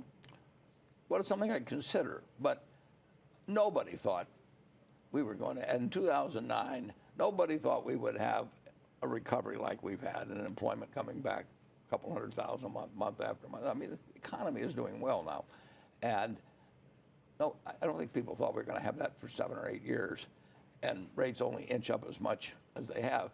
Now, in part, I do think that's because Europe is so low that the degree of difference you want to have from there and the consequences for the dollar and then the consequences for export industries, all kinds of things enter into how large a differential we really would want from a place like Europe. But nobody thought Japan, if you go back 30 years ago, nobody thought Japan was going to have these rates 30 years hence. And I didn't think in 2009 we would have these rates 7 or 8 years hence. And Ben Bernanke said the same thing, that he didn't think rates would still be this low at this point. And if there is something about this world that is going to cause interest rates to be very, very low, stocks will look very cheap, and I will have passed up buying some businesses I should have bought. We've had a guest on who posited he thinks that interest rates will go back to 0% sometime in the next 5 years because he thinks we'll hit a recession. And when you realize how long it has taken us to build up, there's not a lot of dry powder there. It's not outside the realm of the possible. Yeah, well, we'll have recessions from time to time, but we had a recession when rates were 15% short term too. So I don't think anybody can predict them. That's the problem. I certainly don't think I can predict them. I obviously have ranges in my mind and all sorts of things. The one thing I know is I don't like them from the standpoint of investing Berkshire's capital at this level. I will pay more. You don't like treasuries, you mean? Well, they're a big drag on returns. Right. And I will pay more for businesses when they are this low after I've sort of become used to this. I mean, I don't think it's unthinkable that they stay low for a very long time. And by low, I mean 100 basis points higher than where they are now. And it's the big variable for investors. I mean, you said you have a range in your mind that you kind of keep out. What is your range that you're thinking out? For how many years? It's not that good. But I would say this, anybody that prefers bonds today to stocks is making a big mistake. I've been saying that year after year after year. Now, I won't say that under all circumstances, but it is ridiculous, in my view, for somebody to buy a 30-year bond, and some countries 50-year bonds and so on, at these rates, in preference to buying stocks. Stocks will bounce around a lot more, and they can go down 50%. But a 30-year bond can go down 50% too at these rates. And bonds are a terrible choice against stocks, and I've been saying that a long time. And it's just dictated by mathematics. Okay, great. Warren, again, thank you for your time. We're calling this a meeting of the minds today. Three incredibly intelligent people who are sitting down with us who have expertise in a series of some of the biggest issues facing our nation today. Charlie Munger is the vice chair of Berkshire Hathaway. Bill Gates, the co-founder of Microsoft and the head of the Bill and Melinda Gates Foundation. Warren Buffett, of course, is still with us. And gentlemen, I was thinking that we could sit down and put all that brain power to work with some of the big issues that's facing our country right now. You all have spent a lot of time thinking about these issues, investing money in these issues, and working on these issues. And I thought we'd start with health care, not only because the health care bill that was passed last week in the House, but Warren, you made some comments about that over the weekend at the meeting, and Charlie, you followed up with a few comments of your own, so I thought we'd jump right in when it comes to health care. Warren, you mentioned that when it comes to business, when it comes to the nation, but even for businesses, health care is more important than tax reform is because it's such a big chunk of GDP and such a big chunk of businesses' costs. Why don't you lay out what you think about where we stand right now with health care and what you think about the bill that was passed? Yeah. You probably hear more from business leaders about corporate taxes causing them to fight with one hand tied behind their back in terms of foreign competition. Corporate taxes as a percentage of GDP have gone down from about 4% in 1960 to 2%. So they've been cut in half as a percentage of GDP. But health care has gone from 5% of GDP to 17% of GDP. And business pays a lot of the health care costs. So you've lost 12 points, and there's only 100 cents in the dollar. But you've lost 12 points. Now, in other countries, the most industrialized countries, a number of them were also around 5% in 1960, and some of those have gone up to maybe 11 or something of the sort. But in terms of the costs of manufacturing and really everything throughout the economy that gets related to healthcare, and healthcare is 1/6 of the whole economy, we've had a 12-point movement against American business, and it continues. And I don't see anything necessarily in the horizon that would cause that number to be. I think it's more likely to go up than down unless we change something fundamental. When something has happened to that extent, you better not count on it reversing itself from natural causes. There's a reason why it's happening, and you better attack the reason if you care about changing the course of the cost. Charlie, let's get your perspective on this. You are the head of Good Samaritan Hospital. You're the chairman of Good Samaritan Hospital in Los Angeles, so you know healthcare on a very first-hand basis when it comes to this. The whole system is cockamamie. It's almost ridiculous in its complexity and its steadily increasing cost. And Warren is absolutely right. It gives our companies a big disadvantage in competing with other manufacturers. They've got single-payer medicine, and we're paying it out of the company. You've also said, though, that there are some incredibly good aspects about our healthcare system, that you're better off being sick here than anywhere else. We have the best medicine at the top, and we invented 60% of the world's good drugs. So we're an amazing place. But if you look at it up close, the amount of waste from overtreatment of the dying is just disgusting. There's a lot wrong with the system. How would you fix it? I would go to some form of Medicare for all, and I would police it pretty hard to keep out the fraud. Which is universal health care system, essentially. Yeah, with more anti-fraud. Yet the same thing in workman's comp. There's a lot of fraud and abuse in the workman's comp system. And the only way to keep it out is to be very tough on it all the time. And of course, the government's not very good at that. So what's the incentive for some employee for the government fighting some poor guy with a broken back who's lying about everything? And so it's a very serious problem. But I think we should have single-payer medicine eventually, and I think we should squeeze a lot of the fraud and folly out of the system. You're a Republican, so... Yes, but I'm not a normal Republican. How would you get us to that point? Well, it's very hard, but I think as they go to these cockamamie systems, taking care of all the insurances, it just gets more and more complicated. And there's a lot to be said for having a basic health care, like Medicaid, that's for all. Bill, you want to weigh in on that? Well, there's sort of two issues. There's how much money is there to help people with health care, and then are you changing the system so it's more efficient in some way? And it's a bit disappointing we don't have more ideas about bringing costs down. I think it's a super important problem. I think a lot of both politicians and non-politicians should come together on that. But the issue of the taxes and access, which are also important, but they're getting most of the debate. So efficiency, even during the Obama years, was not the primary discussion.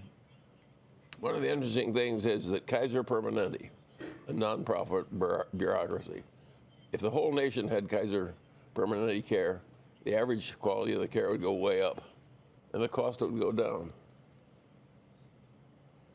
So some people are doing a pretty good job. What do they do? What is the secret? Well, they don't overtreat the dying, and they have very good internists and pediatricians that they hire right out of medical school. It's just a very good system, and the people who have the Kaiser Permanente care like it. Charlie, do you worry that if we went to single-payer healthcare system, we would lose the good parts of our system? No, I think you would have an alternative system that people could use.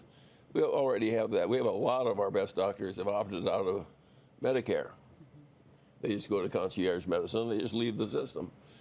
We have various ways that people who want to pay more and have somewhat better care, they think. Of course, we'd want that. It's a safety valve. And that's what Europe has. You can opt out and buy your own. You can go to some other country and get your medical care. Or you can take the state. But nobody in any of these advanced countries, including Canada, has the least interest of giving up medicine for all. Warren, you pointed out. And it hasn't ruined their capitalism either. But Warren, like Canada doesn't have any capitalism. Warren, you did point out over the weekend, though, that our medical system subsidizes all those other nations. I believe it was you, maybe it was Charlie. Someone said this over, that in terms of innovation. Well, I think it's true. I think somebody else may have emphasized that, but we get paid for it. But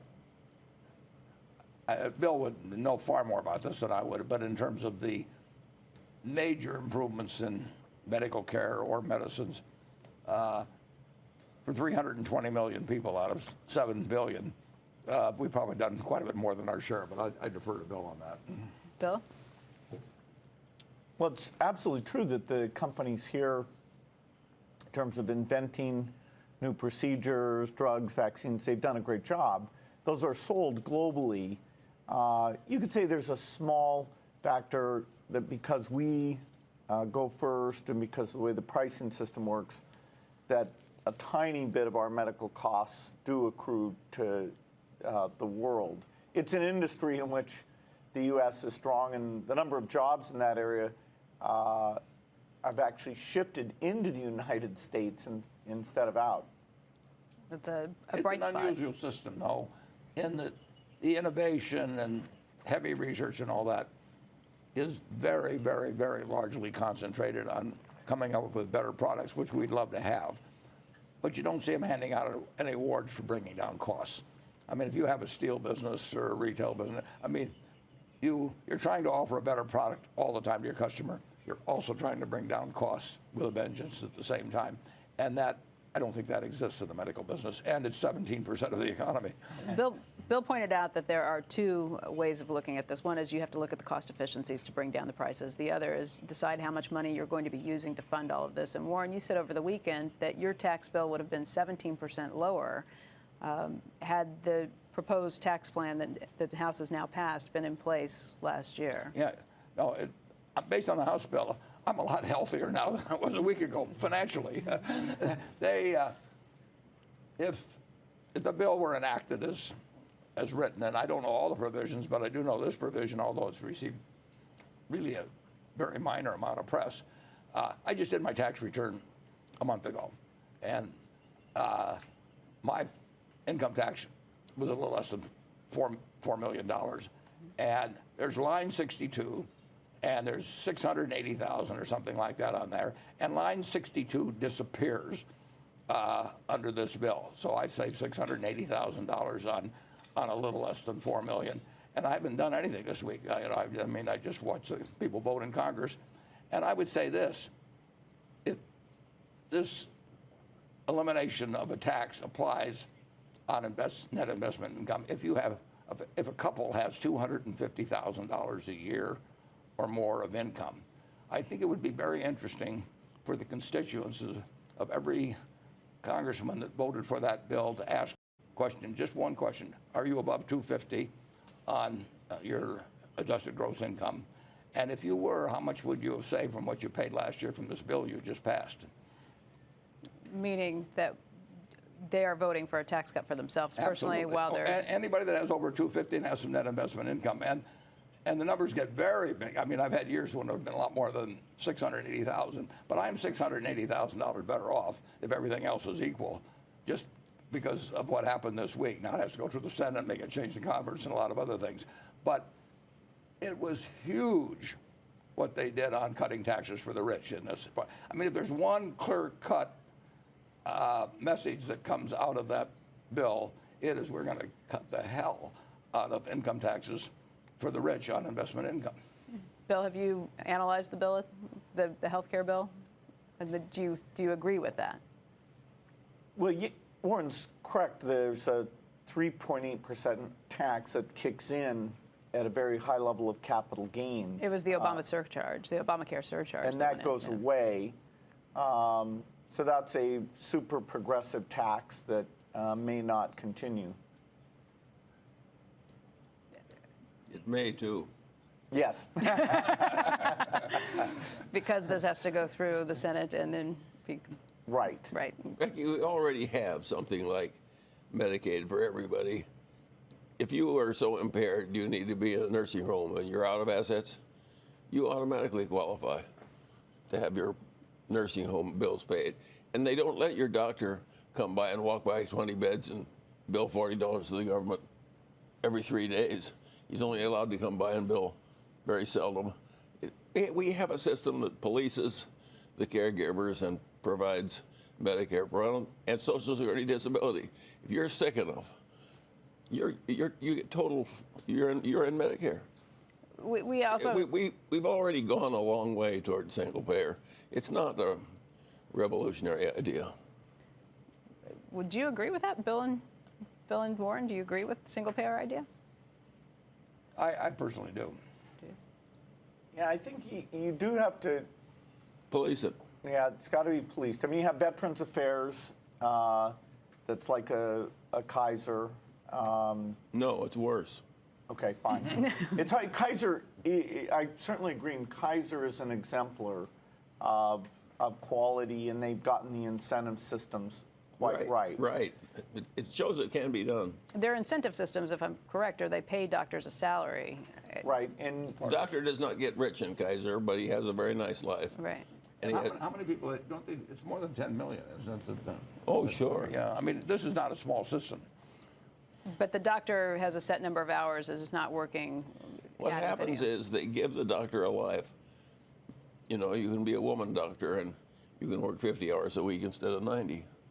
And they've got good people. It's a good system. yeah, it's really a successor to the Health Maintenance Organization, which was not policed well, but it gets rid of the incentive for overtreating. Now they've done it and done it really well without any of the problems the HMOs had historically. Germany doesn't overtreat either. The system is just made sensible. When you talk about overtreating, you talk about the way that we pay per transaction. We let the caregiver, the hospital and the doctor, decide what should be done when they're getting paid for it. And naturally, they decide that a lot of things should be done. Instead of caring for the outcome to try and get patients healthier and better. In fact, Charlie, you mentioned over the weekend a hospital that had incredible rates for heart surgeries. that they In were doing. Reading, yes. I said that nobody goes through heart surgery better than the man who doesn't need it at all. For It's a good way of increasing your success rate. Is just Yeah. But can you expand for the people who weren't listening this weekend, who didn't know about that? There was one hospital in particular. Yes, and the people, the doctors thought they were doing the Lord's work. It shows the capacity of the human mind to delude itself. Because they were doing surgeries on... Totally unnecessary surgeries. And nobody died because they weren't sick in the first place. in just huge volumes. And the system didn't catch it. That is wrong. Our system should get... One of the guys who's good at this stuff is Atul Gawande, Harvard Medical School. He's doing a lot of good in medicine. What types of things is he Well, saying? he wants everybody to use checklists and make fewer errors and not have perverse incentives. And he was the one that blew the whistle on McAllen, Texas. The doctors up there were just totally abusing Medicare. They just cross-referred to everybody for a lot of unnecessary stuff. And so they were all getting paid very heavily. And that one little place was spending twice as much as ordinary places. And when Atul blew the whistle on them, they stopped doing it. When Charlie read that article, We need more of that. when Charlie read that article, you sent $25,000 to the New Yorker to give to the author of it just because you thought he made a contribution to society. Yeah, he sent it back, and I finally got him to take it so he could give it to somebody else. Can we shift to tax reform and where you all think about this? How much time, if any, you've spent? Warren, I'm guessing you've spent some time thinking about tax reform and what you think needs to happen. Well, Corporate. yeah, Let's start on the corporate. Just the word reform. I mean, reform is usually when your taxes are cut. It'll be tax change, and whether it's a better tax system or not depends on how it's constructed. Well, our taxes, are the corporate taxes something that is a competitive disadvantage for American corporations? Not much. Not much. No, I can't think of any business where we're in where our tax rate puts us at and we're in a lot of businesses, a significant disadvantage with foreign countries. For one thing, ours aren't as high as we think they are. In many cases, they're not as low elsewhere. You mean the actual, corporate taxes are 2%. Instead of paying 35%, many companies are paying much lower. Sure. And 2% of GDP is not a high by U.S. standards. And then when you compare it to 17% for healthcare, I mean, it's, every business person is going to go there and say our taxes are too high. And if they really try and make it revenue neutral, my guess is it won't pass because the people for whom it goes up are going to argue against it harder than the people where it goes down. I mean, it's great for lobbyists and all that. So if they talk about it being, they always talk about it being tax neutral. If it's tax neutral, I don't think it'll pass. Yeah, tax neutral is one way, but other people that we've talked to, including Stephen Mnuchin and others, have said that, look, we have dynamic scoring that can bring this in, and as a result, we think we can bring taxes far down and not necessarily have a pay-for as you go along with that. Well, of course, everybody's gotten the idea based on the world's success in printing money and not paying too much of a penalty. Everybody has the notion you can just cut taxes and you don't have to raise revenues. That is a very dangerous thing to do. The fact that it's worked pretty well some of the time does not mean it always will. Dynamic scoring. I've never seen anybody introduce dynamic scoring that says that things will come out worse than just indicated by the figures. And clearly sometimes it does. I am very suspicious of dynamic scoring. Do you agree that there's some sort of a Laffer curve, though, where you raise taxes to a certain point and it is a law of diminishing returns? If you get taxes to 100%. Actually, some people would work that, but very few.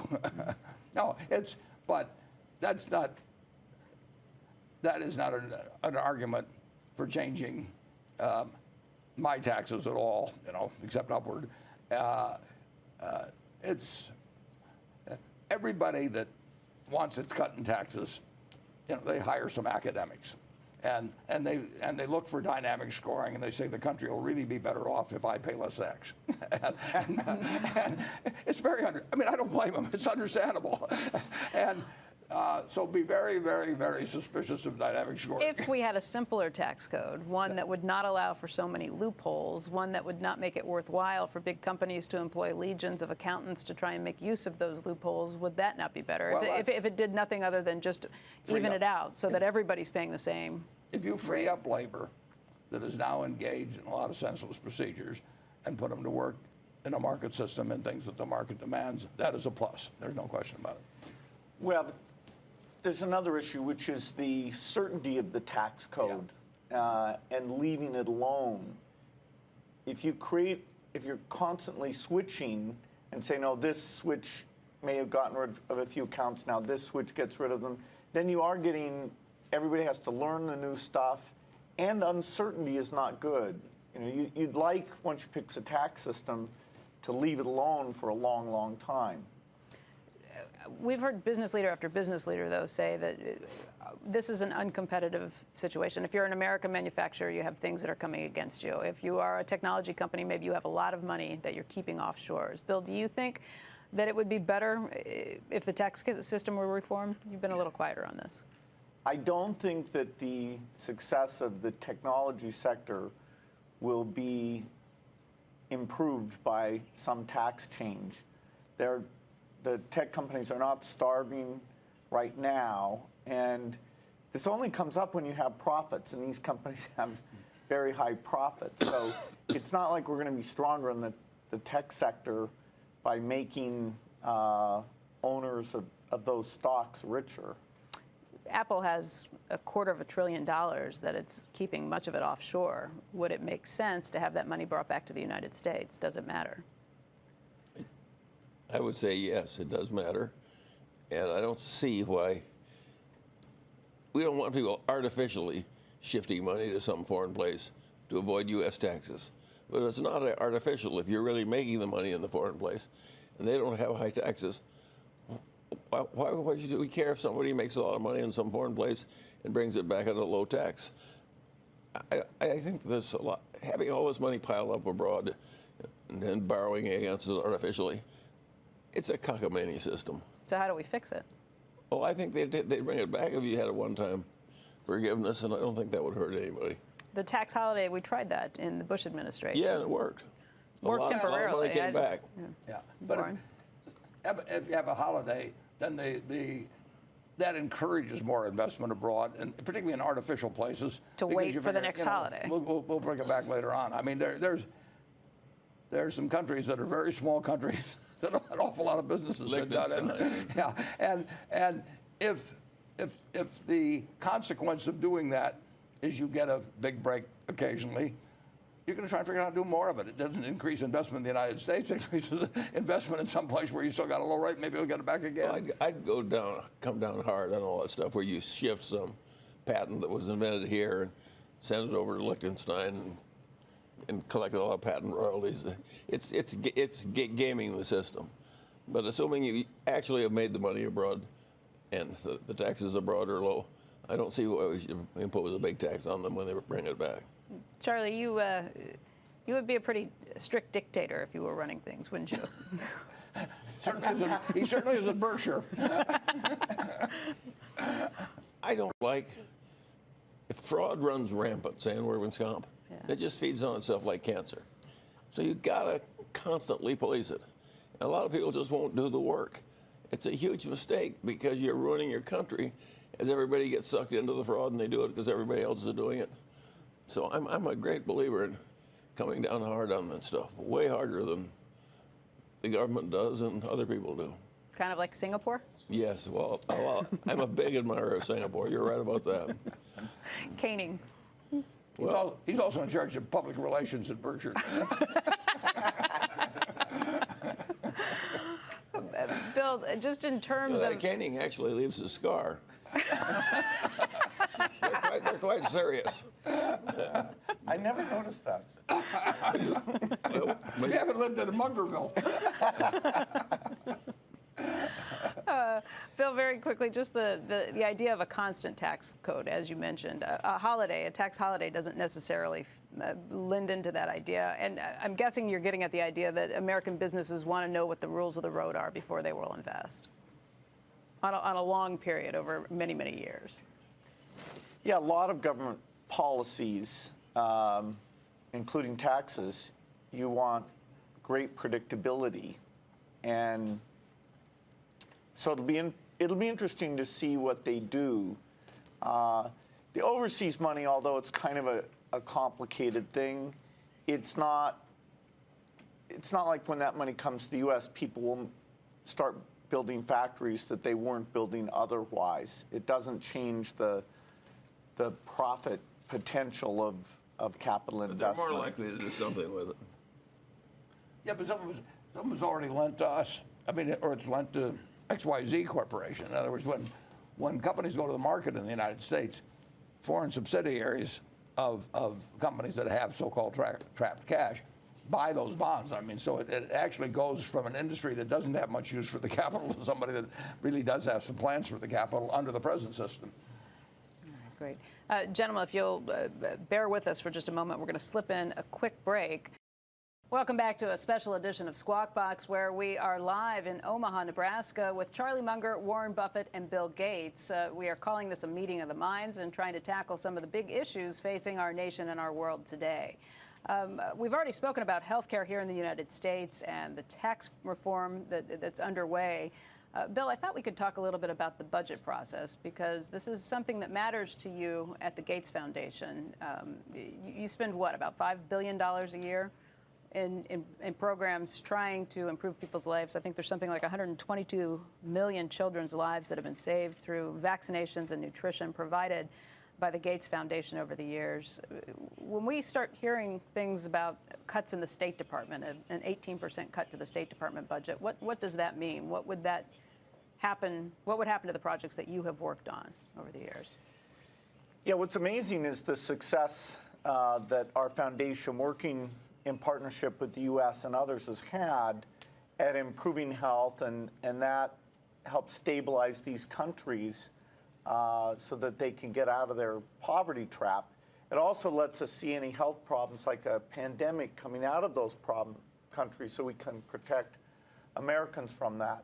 There was a proposal that the State Department would have been cut 28%, which for these health-related things would have been a much bigger cut.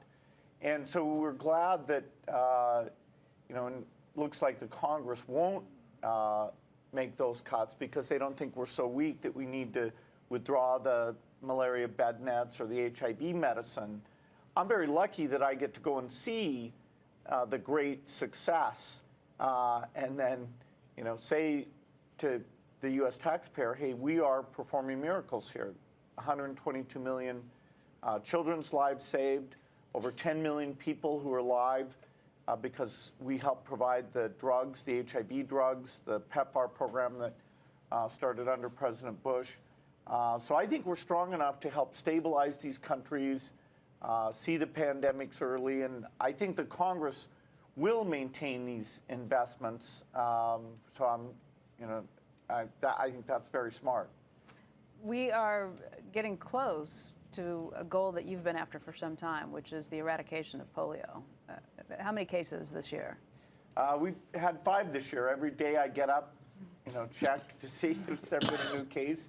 Right now, all the cases are in Pakistan, Afghanistan.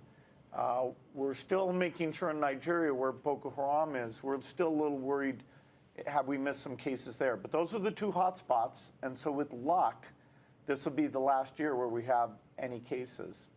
If you go a year with no cases, then it's declared eradicated? How does that work? Actually, they make you go 3 years, which is wise because they want to make sure you don't miss any.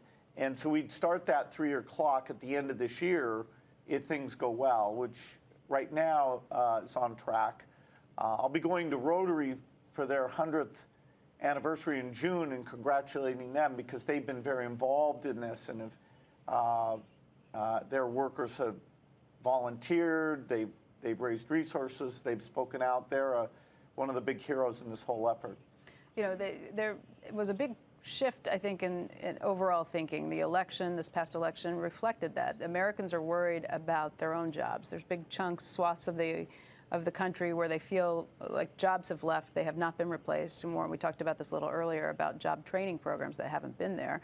But in people who have suffered through these issues of job losses here in the United States probably look at it and say, we need to take care of ourselves instead of looking abroad. Charlie, what do you say to people like that? Well, there's a long tradition of Americans going after the worst poverty and disease abroad. John D. Rockefeller was one of the best philanthropists that ever lived, and Bill is following his example in place after place.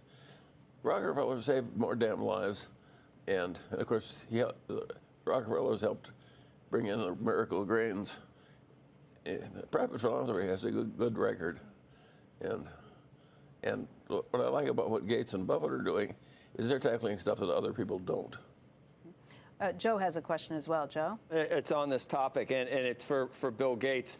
I promised I'd ask this question, Bill, for a gentleman that runs a school in one of the poorest parts of the world. And I think you've kind of answered it already. It's hard to, if you have health concerns, it's hard to have education. But his point is that he wishes that you would focus even more on education. He says that poverty is a bigger concern than health. And the problem is, if the economy is too small for the number of people in it, there's no way to do anything about these lives that these people have unless you grow the economy. So his point is that you get a better return from education than maybe from healthcare. But I think you've already answered it. It's hard to get an education if you're dealing with health problems as well. It's a chicken and egg thing, I guess. That's right. You really need both. If a kid is malnourished, they're not developing either their body or their brain. So first is health, then is education, then third is a government that creates opportunity. And when those three come together, you get out of this poverty trap. And so the U.S. government funds we've been talking about, some of those do go to international education. And that's why a lot of aid recipients like India, Brazil, Mexico, even South Korea in the 1970s, they have gotten out of poverty, and now they've turned around and they're contributing. We need to do that same thing for the poor countries in Africa. Okay. Warren, you spent, I believe, $2.9 billion that you gave back to the Gates Foundation last year and the other 4 family foundations that you have. This has been several years, many years that you've been doing this. I know you believe very strongly in the foundation's cause, trying to make sure that all people have healthier and improved lives. But when you start thinking about that, it's massive amounts of money that you all are spending on this. But why is the government money so important to go along with this? Can philanthropists just do it by themselves? Well, $5 billion is a lot of money, but if you're talking about percentages of budgets, Bill can give you better figures on this. The United States actually lags behind a number of countries in terms of the percentage we use for foreign aid and that sort of thing. But the answer is, all three of us, we're so lucky to be born in this country. It's incredible what has been accomplished here. And that can be maybe not replicated 100% around the world, but if you believe every life has equal value, I believe that, and Bill believes that, Melinda believes it, my children believe it. The question is, what can you do to push that along so not only does every life have equal value, but every life has equal opportunity? And health enters into that, obviously, huge.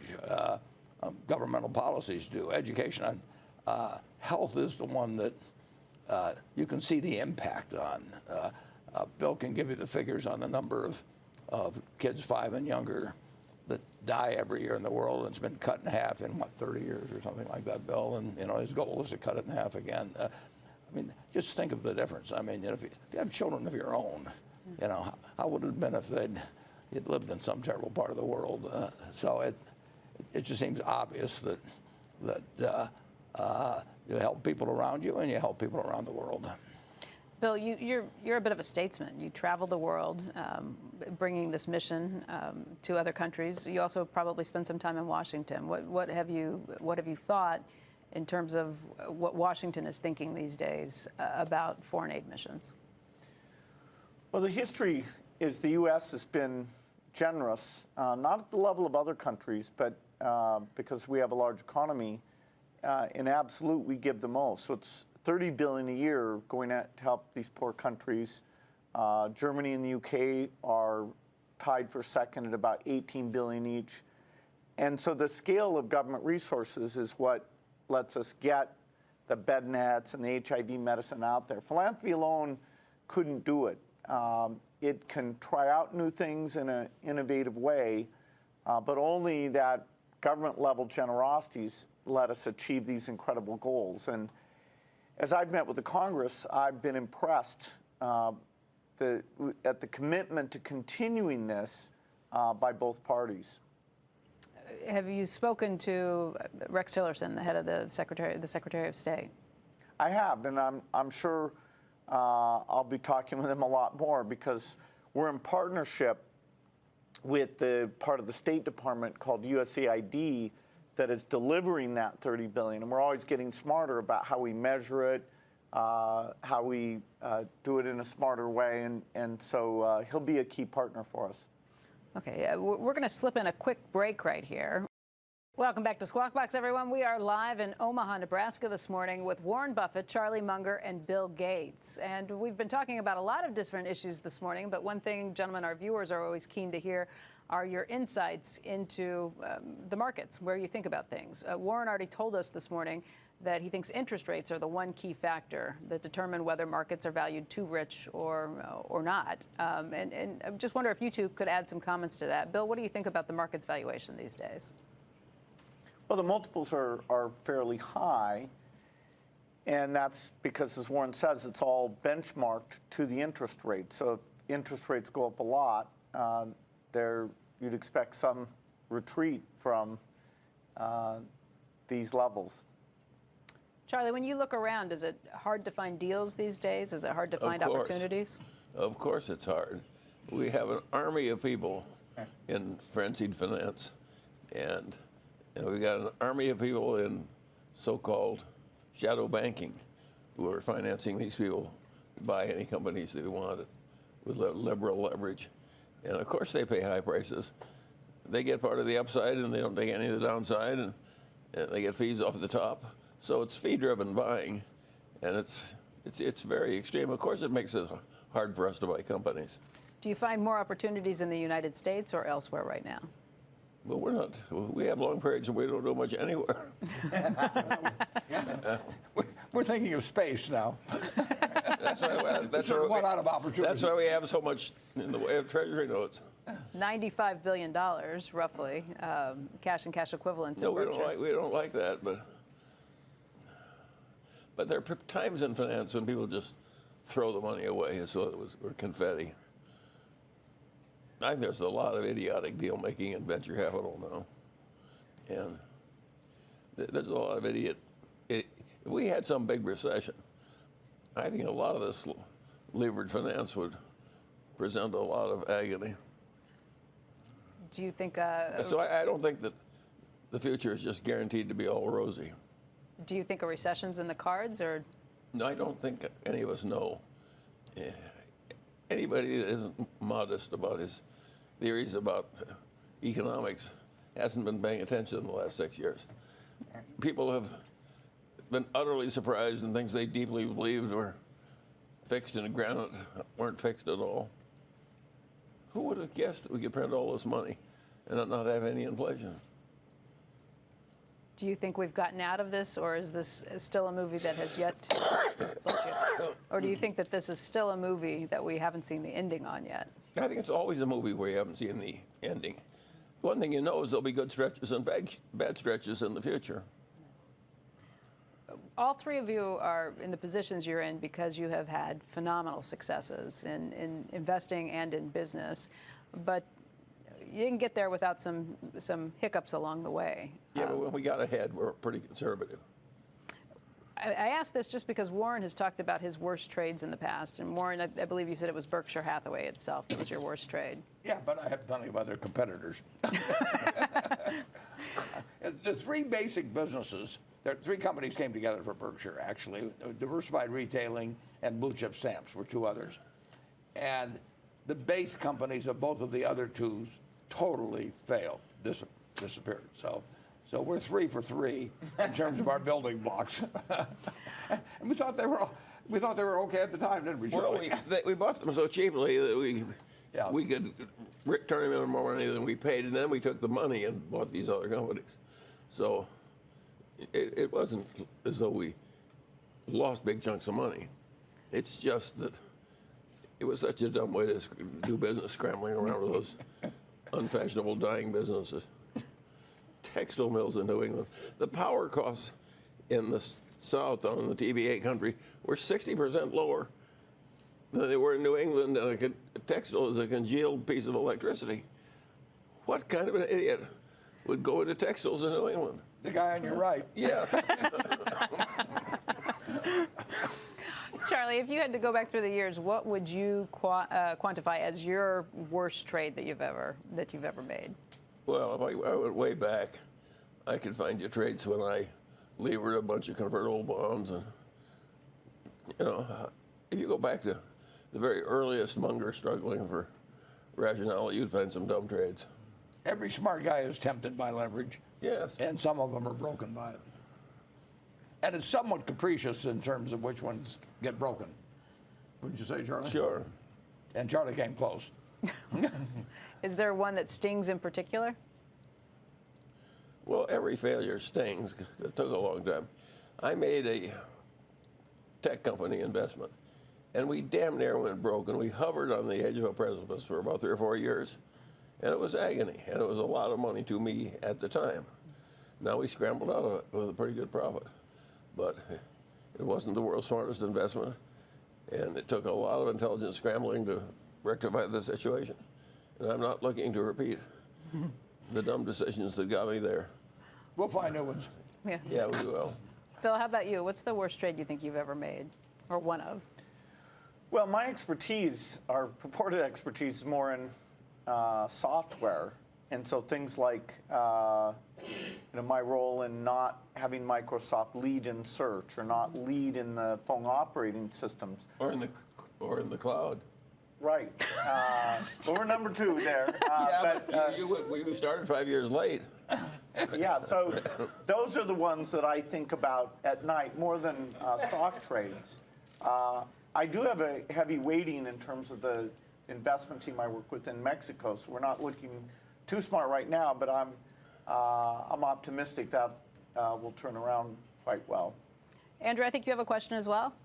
Becky, really this question is for Warren, and it comes from a number of shareholders who sent in emails after the annual meeting who said that we, meaning Becky and I and Carol, missed asking you directly what your views were of Donald Trump and his performance thus far as the president when it relates to the economy. So I thought I would just ask it straight up. Well, I don't think he's had that much of an effect on the economy yet. And I said a year ago at the annual meeting, I was 100% for Hillary and did a lot of fundraising and all of that sort of thing. And discussed to some of my friends, I said I thought Berkshire would do fine under either person as president. And now that doesn't mean you can't have recessions under either one. But the president is probably overemphasized. The presidency it's the most important job in the world, but it's still overemphasized in its relevancy to stock market fluctuations or even business prosperity. We'll see how it all plays out. But I do not make investment or business decisions based on who is president or who I think is going to be president. Warren, one follow-up. Have we ever made it? Oh, excuse me. Okay, go ahead. No. One follow-up came from another shareholder who asked, given I'll read it to you. Given the many CEOs that have been supportive of Trump and it seemed to have his ear now as president, do you think that your support of Hillary Clinton has had any impact on Berkshire's ability to influence policy? No, I have never called a president in my life. Never. And I've never really sent messages to a president through a cabinet member or anything of the sort. And obviously I've not done so with Trump either. So, I've never, Berkshire Hathaway parent now at the subsidiaries where they have specific interest in railroads or utilities, they've employed lobbyists. I know they have, and they've made political contributions. Berkshire Hathaway parent has never, to my knowledge, employed a lobbyist, and certainly has never made a contribution in 52 years to a political candidate, from the dog catcher up to the president of the United States. My idea is that generally there's way too much hatred in American politics, and the parties hate each other so much they both get quite irrational. And I try to avoid that kind of dense hatred. Why should you expect perfectly rational behavior from a politician, whether on the left or the right? And what is so constructive about this miasma of hatred, which you see all the time? It's quite counterproductive for the country. And all these politicians are partly right. I think Trump was exactly right when he said he ought to get along with China, and he stopped talking about trade all the time. He frequently does some learning that's quite admirable. In terms of learning, gentlemen, the three of you have spent an awful lot of time together, and you learn from your mistakes, but I guess you also learn from each other. Is there something that you can say that you've learned along the way? And Warren, why don't I start with you? Well, I'd be crazy if I went around people like Charlie and Bill and wasn't learning. I mean, that's been the part of the great fun I've had with both of them. I mean, I've known them now both a long time. And when we have the annual meeting and Charlie sits down next to me, I'm going to learn something during the ensuing few hours. And the same way when I met Bill, I think we spent about 10 or 11 hours there, and we were regarded as antisocial by the governor of the state of Washington even because we wouldn't come out. So I can't think of much more fun than learning from other people. And these guys are, they're unlimited resources in that way. They're much broader than I am. So I've got way more to learn from them than they have from me, and I take advantage of it. What did you learn from Charlie yesterday, sitting next to him? What did I learn from Charlie? Charlie was... Or 2 days ago, I should say. I know he has. I'd have to go over it, but I'll guarantee you I did, Becky. Just this morning we're talking about, essentially Kaiser. I mean, these are things I know something about, but it helps when I hear Charlie articulate thoughts on it. It helps when I hear Bill articulate thoughts on what could be done to improve the world. Bill, how about you? Well, it's been really unbelievable for me to have the friendship first with Warren and then with Charlie as well, because they come at things from more of an economic business point of view, and I'm more on the technical side. The fact that we often see things the same way is kind of amazing, and the world's unfolded in all these surprising ways. Take the financial recession. People still don't understand that, but as I sit and talk to the two of them, I get a sense of, okay, what would make that happen again? Also, even beyond numbers, just the way they think about people, the way they think about integrity, setting an example. I am a much better manager because I've known the two of them. Charlie, you mentioned over the weekend that your wife wondered why you were spending so much time being so impressed with a young guy, Warren Buffett. Crew cut who wouldn't eat the carrots. Yeah. Or broccoli or spinach or Brussels sprouts or all that other stuff. No, I just told her that's a very unusual young man. The wonderful wife that Charlie had. She but she wasn't automatically in favor of a crew-cut young man that's only do everything, operating from his sun porch. She came to appreciate you, but it wasn't immediate. Well, I appreciated her immediately. With better reason, too. What have you learned from Warren and from Bill over the years? We've all learned a lot from each other and from the world. It's amazing how, having worked so hard to learn, how much we don't know. We don't know what's going to happen to inflation 5 years out. We don't know whether we're going to have another recession. Well, we know we're going to have another one, just went, yeah. Yeah, we know there'll be another someday, yes. And I do have one mildly controversial idea, apart from my notion that we'll eventually get single-payer health care. And that is that my fellow Republicans that want to take away all this regulation of the major finance, I think that's bonkers. I think that if you're using the government's credit to maintain your deposits, you should behave in a pretty careful, standardized way. Let the people that want to swing for the fences get in a different form. But I don't think we want our too big for fail places swinging for the fences. The argument. I think they've got a duty to behave conservatively. Yeah. This is Berkshire behaves conservatively. We could have made so much more money with no trouble by being just a little more leveraged. Do we really miss it? I don't think that. What difference does it make whether Warren has another few $1 million? The arguments in favor of rolling back some of the regulation on the banks are that as a result, it's tougher for businesses to get access to credit. It's tougher for consumers to get access to credit, and that in turn slows down the economy and hurts consumers and businesses along the way. Yeah, but they like the frenzied finance. Some of the normal finance they worry about. It is true that some of the new regulation has taken banks out of financing leveraged buyouts directly, and that we have shadow banking instead to do that.